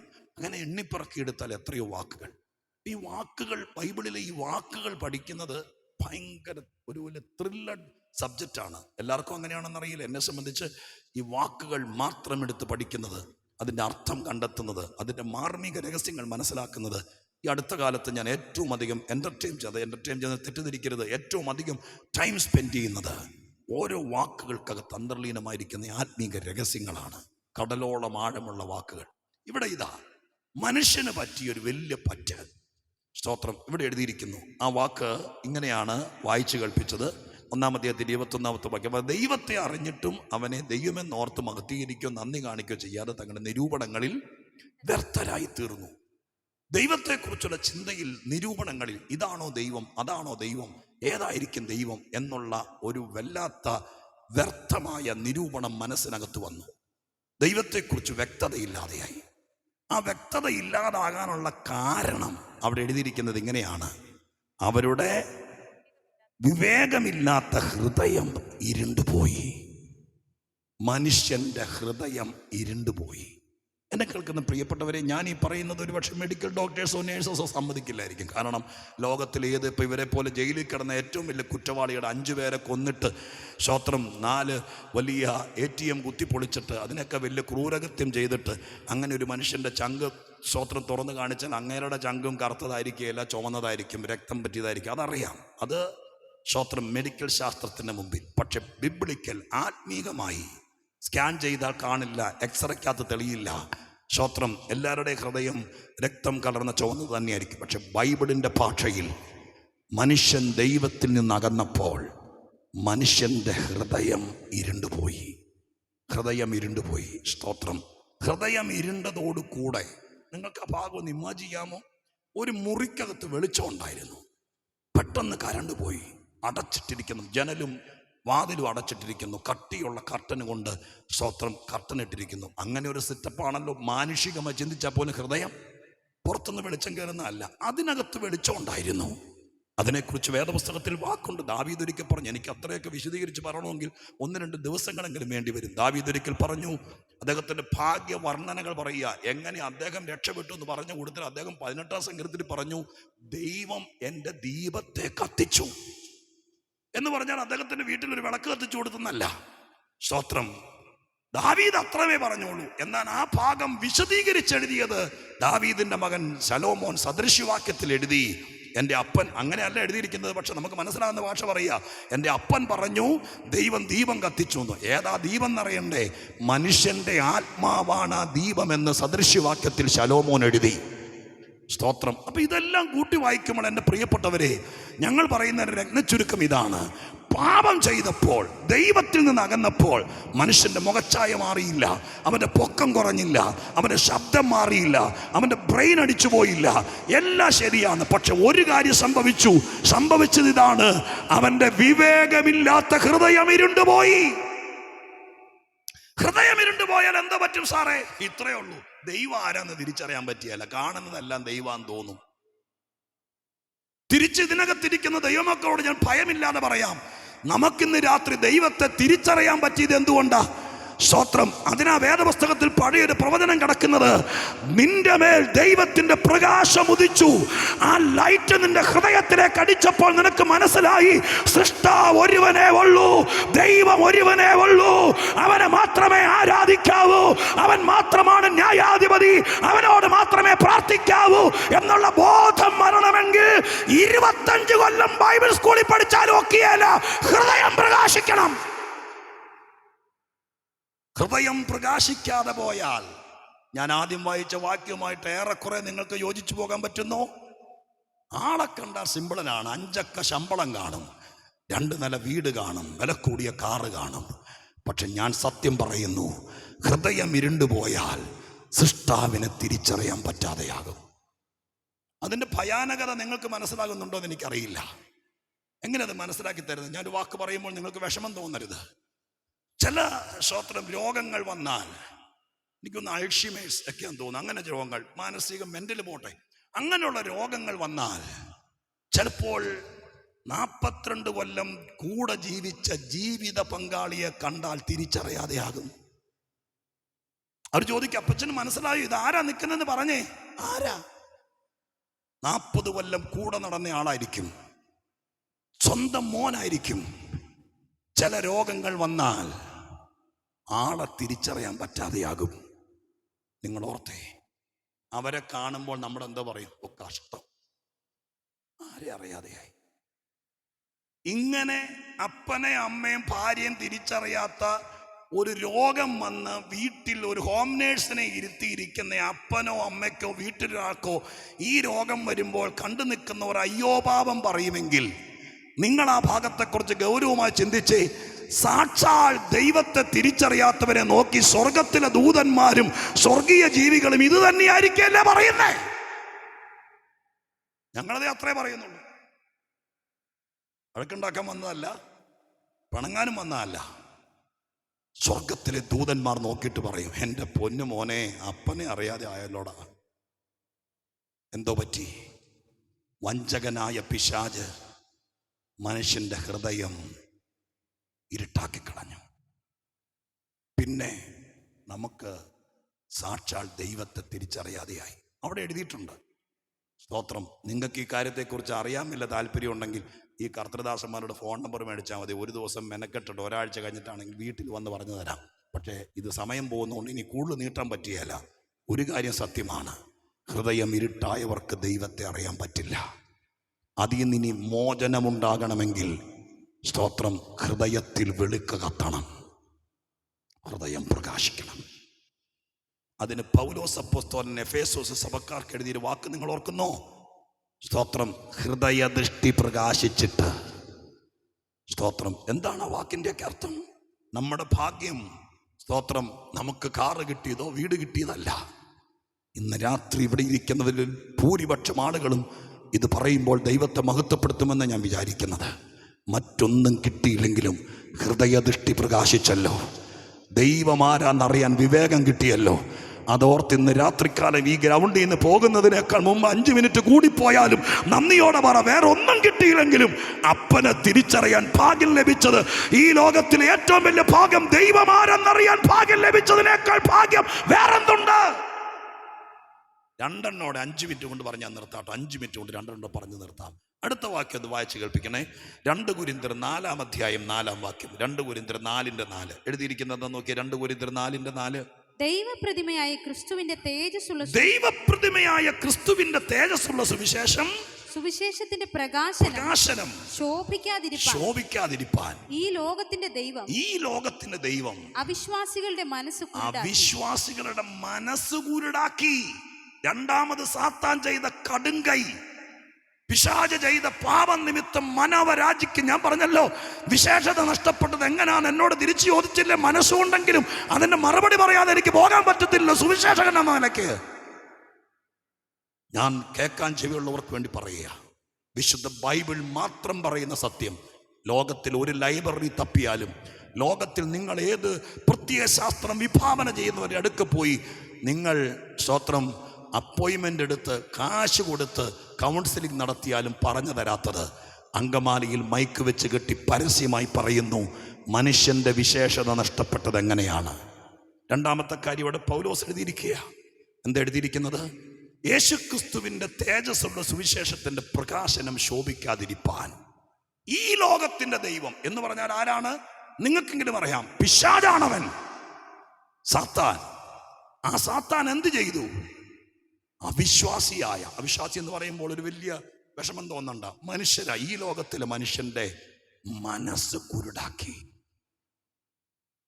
രണ്ടാമത്തെ പ്രശ്നം, മനസ്സ് ഇരുട്ടായിപ്പോയി. മനസ്സ് ഇരുട്ടായിപ്പോയാൽ പിന്നെ സുവിശേഷം ഏക്കുകയല്ല. സൗജന്യമാണ് രക്ഷ. യേശുക്രിസ്തു കാൽവരിയിൽ മരിച്ചത് നിങ്ങൾക്ക് വേണ്ടിയിട്ടാണ്. നിങ്ങളിനി ഒന്നും ചെയ്യണ്ട. നീ കാൽവരിയിലേക്ക് നോക്കിയിട്ട് ക്രൂശിനെ കാണാൻ പറ്റുമെങ്കിൽ ആ തല മുതൽ പാദം വരെ കർത്താവായ ഈശോ മിശിഹായുടെ തലയിൽ നിന്നും നെഞ്ചു പിളർന്നും ഊറി ഒഴുകുന്ന പുണ്യാഹ രക്തം എനിക്ക് വേണ്ടിയിട്ടാണെന്ന് വിശ്വസിച്ചാൽ മതി. കാശ് മുടക്കണ്ട, വിശ്വസിച്ചാൽ മതി എന്ന് പറയുന്നതാണ് സുവിശേഷം. ക്രൂശിലേക്ക് നോക്കിയിട്ട് ഞാനൊരു പാപിയാണ്, എൻ്റെ പാപത്തിൻ്റെ പരിഹാരത്തിന് ഞാൻ എവിടെ പോയി പരിഹാരം വരുത്തുമെന്ന് എനിക്കറിയില്ല എന്ന് പറഞ്ഞ് മനസ്സ് നൊന്ന് നടക്കുമ്പോൾ ക്രൂശിലേക്ക് നോക്കി യേശുവേ എന്ന് വിളിച്ചിട്ട് എൻ്റെ പാപം എന്നോട് ക്ഷമിക്കണമെന്ന് പറഞ്ഞാൽ നീ ഇരിക്കുന്ന മുറിക്കകത്ത് ഇറങ്ങി വന്ന് പാപം ക്ഷമിച്ചു തരാൻ കരുത്തനാണ് യേശു എന്ന് പറയുന്നതാണ് സുവിശേഷം. പക്ഷെ അത് പറഞ്ഞാൽ ഏക്കിയല, 1000 പ്രാവശ്യം കേട്ടാലും ഏക്കിയല. ഏക്കാത്തതിൻ്റെ കാരണം നിങ്ങൾക്ക് വിദ്യാഭ്യാസം ഇല്ലാത്തതോ നിങ്ങൾ മന്ദബുദ്ധിയായി പോയതൊന്നുമല്ല. ഏക്കാത്തതിൻ്റെ കാരണം പിശാച് മനസ്സ് കുരുടാക്കിയിരിക്കുക. ഇങ്ങനെയുള്ള യോഗം നടക്കുമ്പോൾ എന്നെ കേൾക്കുന്ന പ്രിയപ്പെട്ടവരെ, ഇവിടെ പരിശുദ്ധാത്മാവിൻ്റെ പ്രകാശനം ഉണ്ടാകും. അതുകൊണ്ട് ഇങ്ങനെയുള്ള യോഗം ശ്രദ്ധിച്ചാൽ, ഇതിനകത്ത് വന്നിരുന്നാൽ നിങ്ങളുടെ മനസ്സിൻ്റെ ഇരുട്ട് മാറും. എത്രയോ പേര് ഇന്ന് രാത്രികാലം ഇതിനകത്ത് നിന്നപ്പോൾ നിങ്ങളുടെ ഇരിപ്പ് കണ്ടിട്ട് ഞാൻ പൂർണ്ണമായിട്ടും ഈ ജനസമക്ഷം പൊതുലോകത്തിൻ്റെ മധ്യത്തിൽ നിന്ന് നിങ്ങളെ കൂടി സാക്ഷികളാക്കി പറയുക, സ്തോത്രം, നമ്മളെ ആരും പാൽപ്പൊടി തന്നും പയർ തന്നും വിലയ്ക്ക് വാങ്ങിയതല്ല, കൊച്ചിനെ കെട്ടിക്കാൻ നേരത്ത് കാശ് തരാമെന്ന് പറഞ്ഞ് മതം മാറ്റിയതല്ല. പിന്നെ എന്തുകൊണ്ട് അമ്മ പെങ്ങന്മാരും പ്രിയപ്പെട്ടവരും ചാർച്ചക്കാരും ഉണ്ടായിരുന്നിട്ട് യേശുക്രിസ്തുവിൻ്റെ സത്യസുവിശേഷം കേട്ടിട്ട് അടികൊള്ളേണ്ടി വന്നിട്ടും വീട്ടിൽ നിന്ന് ഇറക്കി വിടേണ്ടി വന്നിട്ടും സ്തോത്രം ഭാരമേറിയ കുറ്റം ചുമത്തിയിട്ടും ഒറ്റപ്പെടുത്തലുകൾ നേരിട്ടിട്ടും എന്തുകൊണ്ട് യേശുവിനെ വിടാതെ ഈ കർത്താവിന്റെ കൂടെ നിന്നു എന്ന് ചോദിച്ചാൽ ഒറ്റ വാക്കിൽ മറുപടി ഇത്രയേ ഉള്ളൂ: ഞങ്ങളുടെ മനസ്സ് പ്രകാശിച്ചു. ഇനി ഞങ്ങൾക്ക് വഞ്ചനയ്ക്ക് കൂട്ടു നിൽക്കാൻ പറ്റില്ല. മനസ്സ് പ്രകാശിച്ചവന് ഒരിക്കലും പുറകോട്ട് പോകാൻ പറ്റില്ല. മനസ്സ് കുരുടാക്കിയാൽ 90 കൊല്ലം വീട്ടുമുറ്റത്ത് യോഗം നടത്തിയാലും നമ്മൾ വിശ്വസിക്കുകയല്ല. വേണമെങ്കിൽ യോഗത്തിന് 500 രൂപ കൊടുത്തേക്കും. സുവിശേഷകരാര് വന്നാലും അപ്പച്ചൻ പറഞ്ഞിട്ടുണ്ട്, ആരെ ഇറക്കി വിടരുത്, സ്തോത്രം, ഒരു നേരത്തെ ആഹാരം കൊടുത്തേക്കണം, 500 രൂപയും കൊടുത്തേക്കണം എന്ന് പറയും. ഇതൊക്കെ ചെയ്യും. പക്ഷേ സുവിശേഷം ഫലിക്കണമെങ്കിൽ മനസ്സ് പ്രകാശിക്കണം. ഓരോന്നോടെ പറഞ്ഞ് ഞാൻ അവസാനിപ്പിക്കാം. മൂന്നാമത്തത് എഫേസ് ലേഖനമാണ്, 4-ാം അധ്യായം. എഫേസ് ലേഖനത്തിൻ്റെ 4-ാം അധ്യായത്തിൻ്റെ 17ഉം 18ഉം കൂടി പറഞ്ഞ് ഞാൻ തൽക്കാലം അവസാനിപ്പിക്കാം. എഫേസ് ലേഖനം 4-ാം അധ്യായം 17ഉം 18ഉം കൂടി വായിച്ച് നമുക്ക് അവസാനിപ്പിക്കാം. മറ്റൊരു മേഖല കൂടെ മനുഷ്യൻ്റെ ഇരുട്ടായിപ്പോയി സഹചരെ, അതോടെ അറിയാതെ പോകരുത്. അതോടെ വായിച്ചേരെ 4:17-18. ആകയാൽ ഞാൻ കർത്താവിൽ സാക്ഷീകരിച്ച് പറയുന്നത് എന്തെന്നാൽ, ജാതികൾ തങ്ങളുടെ വ്യർത്ഥബുദ്ധി അനുസരിച്ച് നടക്കുന്നത് പോലെ നിങ്ങൾ ഇനി നടക്കരുത്. അടുത്ത വാക്ക് കേട്ടോളണം. അവർ അന്ധബുദ്ധികളായി അജ്ഞാനം നിമിത്തം ഹൃദയകാഠിന്യം നിമിത്തം തന്നെ ദൈവത്തിന്റെ ജീവനിൽ നിന്നകന്നു. മതി, സ്തോത്രം, അത്രയും മതി. അവിടെ എഴുതിയിരിക്കുന്ന ഒരു വാക്ക് കണ്ടോ? നമ്മൾ ഈ എല്ലാ ദിവസവും ധൃതി പിടിച്ച് രാവിലെ പോകുന്നതിനേക്കാകുമ്പോൾ ഒരു അധ്യായം വായിച്ചിട്ട് പോകണം, രാത്രി കിടക്കുന്നതിനേക്കാകുമ്പോൾ ഒരു അധ്യായം വായിച്ചിട്ട് കിടക്കണം എന്നുള്ള തിടുക്കം കൂട്ടുന്നത് കൊണ്ട് നമ്മൾ ഈ വാക്കുകൾ ശ്രദ്ധിക്കുകയല്ല. സ്തോത്രം. അതുകൊണ്ട് ഞാൻ ഈ വാക്ക് ശ്രദ്ധിക്കാൻ ഓർപ്പിക്കുകയാണ്. 18-ാം വാക്യത്തിൽ ഇങ്ങനെയാണ്, അവർ മന്ദബുദ്ധികളെന്നല്ല അന്ധബുദ്ധികൾ. 2 വാക്കിന്റെ സംയോജനമാണിത്. അന്ധത പ്ലസ് ബുദ്ധി, അന്ധബുദ്ധി. സ്തോത്രം. ഇംഗ്ലീഷിലാണെങ്കിൽ ഡാർക്കൻഡ് ഇൻ ദ അണ്ടർസ്റ്റാൻഡിങ് എന്നാണ്. എന്ന് പറഞ്ഞാൽ അണ്ടർസ്റ്റാൻഡിങ് എന്ന് പറഞ്ഞാൽ മനസ്സിലാക്കുന്ന, തമ്മിൽ പരസ്പരം മനസ്സിലാക്കുന്ന ഒരു വലിയ ലെവലുണ്ട് മനുഷ്യന്. ആ അണ്ടർസ്റ്റാൻഡിങ് ലെവൽ ഇരുട്ടായിപ്പോയി. സ്തോത്രം. പരസ്പരം മനസ്സിലാക്കുന്ന ലെവൽ എന്ന് പറഞ്ഞാൽ സാത്താൻ വില്ലനല്ലേ, തന്ത്രശാലിയല്ലേ. സ്തോത്രം. മനുഷ്യന്റെ ബുദ്ധി ഇരുട്ട് കയറ്റി. ആ വായിക്കുന്ന അനുസരിച്ച് അന്ധബുദ്ധി, ബുദ്ധിക്കകത്ത് ഇരുട്ട് കയറ്റി. അപ്പോൾ ബുദ്ധിക്കകത്ത് ഇരുട്ട് കയറ്റിയിട്ട് സംഭവം ഒരു ഭാഗം അങ്ങ് ഇരുട്ടായി. ദൈവത്തിന്റെ കാര്യം പറയുമ്പോൾ, ആത്മീകം പറയുമ്പോഴെല്ലാം ഇരുട്ടാണ്. ബാക്കി കണക്കിന് 98 മാർക്ക്, IELTS-ന് 7.5 എല്ലാറ്റിലും അത് ആ ഭാഗത്ത് കിട്ടും. മറുഭാഗത്ത് ആത്മീകം പറയുമ്പോൾ ഇരുട്ട്. സ്തോത്രം. മനസ്സിലാവുന്നുണ്ടല്ലോ ഞാൻ പറയുന്നത്? അപ്പൊ ബുദ്ധി ഇരുട്ടായി. ബുദ്ധി ഇരുട്ടായാൽ പരസ്പരം മനസ്സിലാക്കാൻ പറ്റാതെയാകും. ഈ ലോകത്തിന്റെ ഏറ്റവും വലിയ വിഷയം കുടുംബം മുതൽ ഈ സംശയം എന്നൊക്കെ പറയുന്നത് എന്താ? ഭാര്യയ്ക്ക് ഭർത്താവിനെ മനസ്സിലാക്കാൻ പറ്റുന്നില്ല, അപ്പന് മക്കളെ എന്തിനേറെ പറയുന്നു? 3 ദിവസമായിട്ട് ഇവിടെ യോഗം നടത്തിക്കൊണ്ടിരിക്കുന്നു. എന്തെല്ലാം ധാരണകളായിരിക്കും മനുഷ്യർക്ക്. ഇതൊക്കെ പറയുമ്പോഴും പറയുന്നത് കള്ളന്മാരല്ലേ, മടല് വെട്ടി അടിക്കണ്ടേ, സ്തോത്രം, കാശുണ്ടാക്കാനുള്ള വഴിയല്ലേ, എന്തൊക്കെ കേൾക്കുന്നു. എന്തുകൊണ്ടാണ്? ആരെയും കുറ്റം പറയുന്നില്ല, ആരോടും പരിഭവമില്ല. കാരണം ഞങ്ങൾക്കറിയാം. എന്താ കാരണം എന്നറിയാമോ? വില്ലനായ സാത്താൻ മനസ്സിലാക്കേണ്ട മേഖലയെ ഇരുട്ടാക്കിയിരിക്കുന്നു. ആ ഇരുട്ടിൽ കിടക്കുന്നിടത്തോളം കാലം മുഴുവൻ ഇതെല്ലാം കള്ളത്തരായിട്ടേ തോന്നുള്ളൂ, ശത്രുത്തായിട്ടേ തോന്നുള്ളൂ. പിന്നെ എന്തുകൊണ്ട് ഞാനും നിങ്ങളും ഇതിനകത്ത് വന്നു? മഹാദൈവത്തിന്റെ കൃപയാൽ ഒരു ദിവസം ഇതുപോലെ സത്യവചനം കേട്ടപ്പോൾ, വചനം പ്രകാശമാണ്. സ്തോത്രം. ആ പ്രകാശം ബുദ്ധിമണ്ഡലത്തിലേക്ക് ഇടിച്ചിറങ്ങി. ആരും ബ്രെയിൻ വാഷ് ചെയ്തതല്ല, ആരും പറ്റിച്ചതല്ല, ആരും ചതിച്ചതല്ല. സത്യവചനത്തിന്റെ പ്രകാശനം, ആ വചനം ബുദ്ധിമണ്ഡലങ്ങളെ പ്രകാശിച്ചപ്പോൾ, ഇരുട്ട് മാറിയപ്പോൾ ഈ പറയുന്നത് സത്യമാണെന്ന് മനസ്സിലായി. ഹൃദയം കൊണ്ട് കരയാൻ തുടങ്ങി. ഞാനൊരു പാപിയാണെന്ന് പിടികിട്ടി. എനിക്ക് രക്ഷപ്പെടാൻ ഒരു മാർഗമേ ഉള്ളൂ എന്ന് എന്നെ ആരും ഇടിച്ച് പറയിപ്പിച്ചതല്ല, പിന്നെയോ സ്തോത്രം, എൻ്റെ മനസാക്ഷിക്ക് ബോധ്യപ്പെട്ടതാ. കർത്താവിന്റെ ദാസൻ പ്രിയ അക്ബർ അലി സാക്ഷി പറഞ്ഞപ്പോൾ പറഞ്ഞു, അദ്ദേഹം ഏതാണ്ടും കൊച്ചു തേങ്ങയോ ഏതാണ്ട് മോഷ്ടിച്ചുള്ളൂ, പക്ഷെ 1042 കേസ് അദ്ദേഹത്തിന്റെ മണ്ടേ കെട്ടിവെച്ചെന്ന്. സമ്മതിച്ചില്ലെങ്കിൽ ഇടിച്ച് കെട്ടിവെക്കുന്നൊക്കെ ഇവരെ പോലും പറഞ്ഞു കേൾപ്പി. എനിക്കറിയല്ല, ഞങ്ങളെ ആരും കുനിച്ചു നിർത്തി ഇടിച്ച് സമ്മതിപ്പിച്ചതല്ല. സ്തോത്രം. ഈ സത്യം ഞങ്ങളുടെ മേലാരും കെട്ടിയേൽപ്പിച്ചതുമല്ല. പിന്നെയോ വചനം കേട്ടപ്പോൾ ബുദ്ധി പ്രകാശിച്ചു. ബുദ്ധി പ്രകാശിച്ചപ്പോൾ മനസ്സിലായി ചെയ്തു പോകുന്ന പലതും അബദ്ധമായിരുന്നു. സത്യത്തിന്റെ പരിജ്ഞാനം വെളിപ്പെട്ടു. സ്തോത്രം. ഇന്ന് രാത്രികാലം ഞാൻ പറഞ്ഞു നിർത്തട്ടെ, മനുഷ്യന്റെ വിശേഷത നശിപ്പിച്ചത് 3 ഇരുട്ടുകളാണ്. ഇനിയും ബൈബിളിൽ തപ്പിയാൽ ഒരു വലിയ പുസ്തകം എഴുതാൻ പ്ലാനായിരുന്നെങ്കിൽ ഞാൻ കുറേയും കൂടി സ്തോത്രം ഒപ്പിച്ചെടുത്ത് അല്ലെങ്കിൽ തപ്പിയെടുത്ത് ഞാൻ അതെല്ലാം ഒരു വലിയ ഗ്രന്ഥമാക്കാമായിരുന്നു. പക്ഷെ അങ്കമാലിയിൽ എനിക്ക് ലഭിച്ച 1/4 മണിക്കൂർ സമയം കൊണ്ട് ഈ വിഷയം പറയാൻ പരിശുദ്ധാത്മ പ്രേരിപ്പിച്ചപ്പോൾ ബാക്കിയുള്ള ഭാഗമെല്ലാം മനഃപൂർവ്വം മറന്നിട്ട് ഇവിടെ ഞാനൊരു വാക്ക് പ്രാർത്ഥിച്ച് നിർത്താൻ ആഗ്രഹിക്കുക. എന്നെ കേൾക്കുന്ന പ്രിയപ്പെട്ടവരെ, സ്തോത്രം, കുടുംബത്തിൽ പിറന്ന കൊള്ളാവുന്ന ശ്രേഷ്ഠമായ മാന്യരായ പല കുടുംബത്തിൽ പിറന്നവരും സമ്പന്നരാണ്, ശക്തരാണ്, എല്ലാം ശരിയാണ്. പക്ഷെ ഞങ്ങൾ കൂപ്പുകൈകളോട് പറയുന്നു, സ്തോത്രം, വിശേഷത നഷ്ടപ്പെടുത്തുന്ന പലതും കാണാം. ആ വിശേഷത മടക്കി വരുത്തുന്ന ദൈവിക പദ്ധതിയാണ് സുവിശേഷം കൊണ്ട് നടക്കുന്നത്. ഇവിടെ നടന്നതും അത് തന്നെയാണ്. ഞാൻ ഇന്ന് രാത്രി പറഞ്ഞൊരു വാക്ക് പ്രാർത്ഥിക്കുമ്പോൾ നിങ്ങളിൽ ആർക്കെങ്കിലും ദൈവസന്നിധിയിൽ, നാഥ, എൻ്റെ ഹൃദയത്തിൽ ഇരുട്ടുണ്ടെങ്കിൽ, എൻ്റെ മനസ്സിൽ ഇരുട്ടുണ്ടെങ്കിൽ, എൻ്റെ ബുദ്ധിമണ്ഡലത്തിൽ ഇരുട്ടുണ്ടെങ്കിൽ, അങ്ങയുടെ പ്രകാശത്തിൽ ഞാൻ പ്രകാശം കാണട്ടെ, എന്നെ കൂടി പ്രകാശിപ്പിക്കണമേ. യോഹന്നാൻ്റെ സുവിശേഷം 1-ാം അധ്യായത്തിൽ അതിശ്രേഷ്ഠമായിരിക്കുന്നൊരു വാക്യമുണ്ട്, ഏത് മനുഷ്യനെയും പ്രകാശിപ്പിക്കുന്ന സത്യവെളിച്ചം യേശുവാണെന്ന്. ഇന്ന് രാത്രി ഞാൻ നിങ്ങളോട് പറഞ്ഞ് അവസാനിപ്പിക്കാം. നിന്റെ ജീവിതത്തിൻ്റെ സകല തെറ്റിദ്ധാരണയും എന്താ ഇനി ചെയ്യേണ്ടതെന്നറിയില്ല. അങ്ങനെ വരുമ്പോഴല്ലേ ആത്മഹത്യ ചെയ്യണം തോന്നുന്നത്. ഇനി ഒന്നും ചെയ്യണമെന്നറിയില്ല, എന്താ ചെയ്യേണ്ടതെന്ന് അറിയില്ല. എത്രയോ പേര് എന്നോട് പറഞ്ഞിട്ടുണ്ട്, പ്രാർത്ഥിക്കാൻ വേണ്ടി വിളിക്കും, എൻ്റെ പാസ്റ്ററെ എന്താ ചെയ്യേണ്ടതെന്നറിയില്ല. ഇന്ന് വൈകുന്നേരം കൊണ്ടങ്ങ് തീരുമെന്നാണ് തോന്നുന്നത്.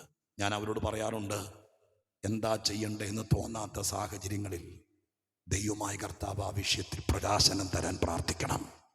ഇന്ന് രാത്രി ഏതെങ്കിലും വിഷയത്തിൽ ഇനി എന്ത് ചെയ്യണമെന്നറിയാത്ത ഭാരമുണ്ടെങ്കിൽ ദൈവപുത്രൻ ഇന്ന് പ്രകാശിപ്പിക്കുന്ന വെളിച്ചമായി നമ്മുടെ മധ്യത്തിൽ എഴുന്നേക്കും. ഒരു നിമിഷം എഴുന്നേറ്റ് നിൽക്കാമെങ്കിൽ നമുക്ക് എല്ലാവർക്കും കൂടി അങ്കമാലിക്ക് വേണ്ടി പ്രാർത്ഥിക്കാം.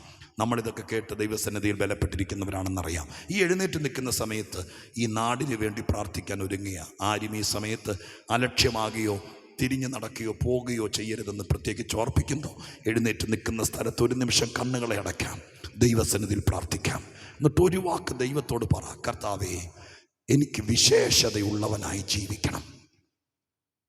എൻ്റെ വീട്ടിൽ, എൻ്റെ നാട്ടിൽ പണം ഉണ്ടാകണമെന്നല്ല, വീട് 3 നിലയാകണമെന്നല്ല, സ്തോത്രം, മറ്റൊന്നുമല്ല. കർത്താവേ, ഞാനും എൻ്റെ കുഞ്ഞുങ്ങളും എൻ്റെ ദൈവത്താൽ വിശേഷതയുള്ളവരാകണം. അങ്ങനെ ആഗ്രഹിക്കുന്നവർ മാത്രം ദൈവത്തോടൊരല്പസമയം പ്രാർത്ഥിക്കുക. ആ പ്രാർത്ഥന ഈ ഗ്രൗണ്ടിനകത്ത് നിൽക്കുന്നവർ മാത്രമായിരിക്കണമെന്നില്ല. അങ്ങ് മോളിൽ ഹൈവേയുടെ തീരത്ത് റോട്ടിൽ പോലും ആളുകൾ കുറേ നേരമായി ശ്രദ്ധിച്ചു നിൽക്കുന്നത് ഞാൻ കാണുന്നുണ്ട്. സഹോദരങ്ങളെ, നിങ്ങൾ എവിടെ നിന്നാലും ഇന്ന് രാത്രിയിലെ ഈ പ്രാർത്ഥന ഒരുപക്ഷെ നിങ്ങളെയും ഒരു പുതുമനുഷ്യനാക്കിയേക്കാം. എനിക്ക് ദൈവമേ വിശേഷതയുള്ളവനായി ജീവിക്കണം, ദൈവം ആഗ്രഹിക്കുന്നത് പോലെ ജീവിക്കണം, എന്നെ കൂടി പ്രകാശിപ്പിക്കണം എന്നിന്ന് രാത്രി ചുറ്റുവട്ടത്ത് നിങ്ങൾ എവിടെ ഇരുന്ന് കേട്ടാലും ദൈവസന്നിധിയിൽ പ്രാർത്ഥിക്കാൻ തയ്യാറായാൽ പരിശുദ്ധ ദൈവം അതിന് വിശ്വസ്തനാണെന്ന് എണ്ണിക്കൊണ്ട് നമുക്കൊരു വാക്ക് പ്രാർത്ഥിക്കാം. പരിശുദ്ധ ദൈവമേ, ഞങ്ങളുടെ സ്വർഗീയ പിതാവേ, അനുഗ്രഹീതമായ നല്ല രാത്രിക്കായി സ്തോത്രം. അങ്കമാലിയുടെ തിരുമുറ്റത്ത് എൻ്റെ ദൈവത്തിൻ്റെ തിരുനാമം മഹത്വപ്പെടുത്തിക്കൊണ്ട് കഴിഞ്ഞ 2-3 ദിവസമായി സത്യസുവിശേഷം സാക്ഷീകരിക്കുകയും പ്രസംഗിക്കുകയും ചെയ്യപ്പെടുകയാണല്ലോ. ഇന്ന് രാത്രി ദൈവം പറഞ്ഞു, ചിലരെ വിശേഷതയുള്ളവരാക്കാൻ ദൈവത്തിന് പ്ലാനുണ്ടെന്ന്. കർത്താവെ, ചിലരതിന് സമ്മതിക്കാതെ നിന്നെ ഉയർത്തത്തില്ല, നിന്നെ ജീവിക്കാൻ സമ്മതിക്കത്തില്ല, നിന്നെ വളരാൻ അനുവദിക്കത്തില്ല, നിന്നെ സമാധാനത്തോടെ കിടത്തി ഉറക്കത്തില്ല എന്ന് വെല്ലുവിളിച്ച് നിൽക്കുന്ന ദുഷ്ടശക്തികളുടെ നടുവിൽ ജീവിക്കുന്ന ആരെങ്കിലും ഇവിടെ വന്നിട്ടുണ്ടെങ്കിൽ എൻ്റെ കർത്താവ് അവരെ വിശേഷതയോടെ ദേശത്തവരെ മാനിക്കേണ്ടതിന് യേശുവിൻ്റെ നാമത്തിൽ ഞങ്ങൾ ദൈവത്തോട് പ്രാർത്ഥിക്കുന്നു. കർത്താവേ, രോഗങ്ങളും പ്രയാസങ്ങളുമായി വിശേഷത നഷ്ടപ്പെട്ട് സാമ്പത്തികം നഷ്ടപ്പെട്ട് എന്തിനാ ജീവിക്കുന്നതെന്ന് 1000 വട്ടം മനസ്സിൽ വേറിയിട്ടും ഈ സന്ദേശം കേൾക്കാൻ വേണ്ടി ശേഷിപ്പിച്ച് ആരെങ്കിലും ഉണ്ടെങ്കിൽ അവരെ ഇന്ന് കർത്താവ് അങ്ങ് ഏറ്റെടുക്കണേ. കർത്താവേ, ദൈവം അവരെ അനുഗ്രഹിച്ചേക്കണം. ഈ ചുറ്റുവട്ടത്ത് ആരെങ്കിലും ഈ വചനം ശ്രദ്ധയോടെ കേട്ടവരുണ്ടെങ്കിൽ അവരുടെ നിത്യത നഷ്ടപ്പെടരുത്. വിശേഷതയുള്ളവരെ ആകാശമേഘങ്ങളിൽ കാഹളധ്വനിയോടെ തൻ്റെ തിരുസഭയെ ചേർക്കാൻ വരുമ്പോൾ, വിശേഷതയേറിയ സഭയെ ചേർക്കുമ്പോൾ ഈ അങ്കമാലിയിൽ നിന്ന് ഒരു കൂട്ടം ആളുകൾ ആകാശമധ്യ എടുക്കപ്പെടേണ്ടതിന് ഞങ്ങൾ ഒന്നിച്ച് കരമുയർത്തി ദൈവത്തോട് പ്രാർത്ഥിക്കുന്നു. ഇന്നു മുതൽ വിശേഷത തെളിയട്ടെ. 100 കണക്കിന് ആളുകളുടെ വിശേഷത മടങ്ങി വരട്ടെ. അവരുടെ ഹൃദയം തെളിയട്ടെ, അവരുടെ മനസ്സ് തെളിയട്ടെ, ബുദ്ധി തെളിയട്ടെ. സ്വർഗം അത് ചെയ്യുമെന്ന് വിശ്വസിക്കുന്നു. യേശുവിൻ്റെ നാമത്തിൽ ഞങ്ങൾ പ്രാർത്ഥിക്കുന്നു. കേൾക്കണമേ സ്വർഗീയ പിതാവാം ദൈവമേ. കരമുയർത്തി ഒന്നോടെ കർത്താവിന് സ്തോത്രം ചെയ്താട്ടെ. 1 മിനിറ്റോടെ ദയവായിട്ട് ഇരുന്നാട്ടെ, 1 മിനിറ്റോടെ ഇരുന്നാട്ടെ. ബാക്കി കാര്യങ്ങൾ അധ്യക്ഷൻ ക്രമീകരിക്കും. ദൈവം നിങ്ങളെ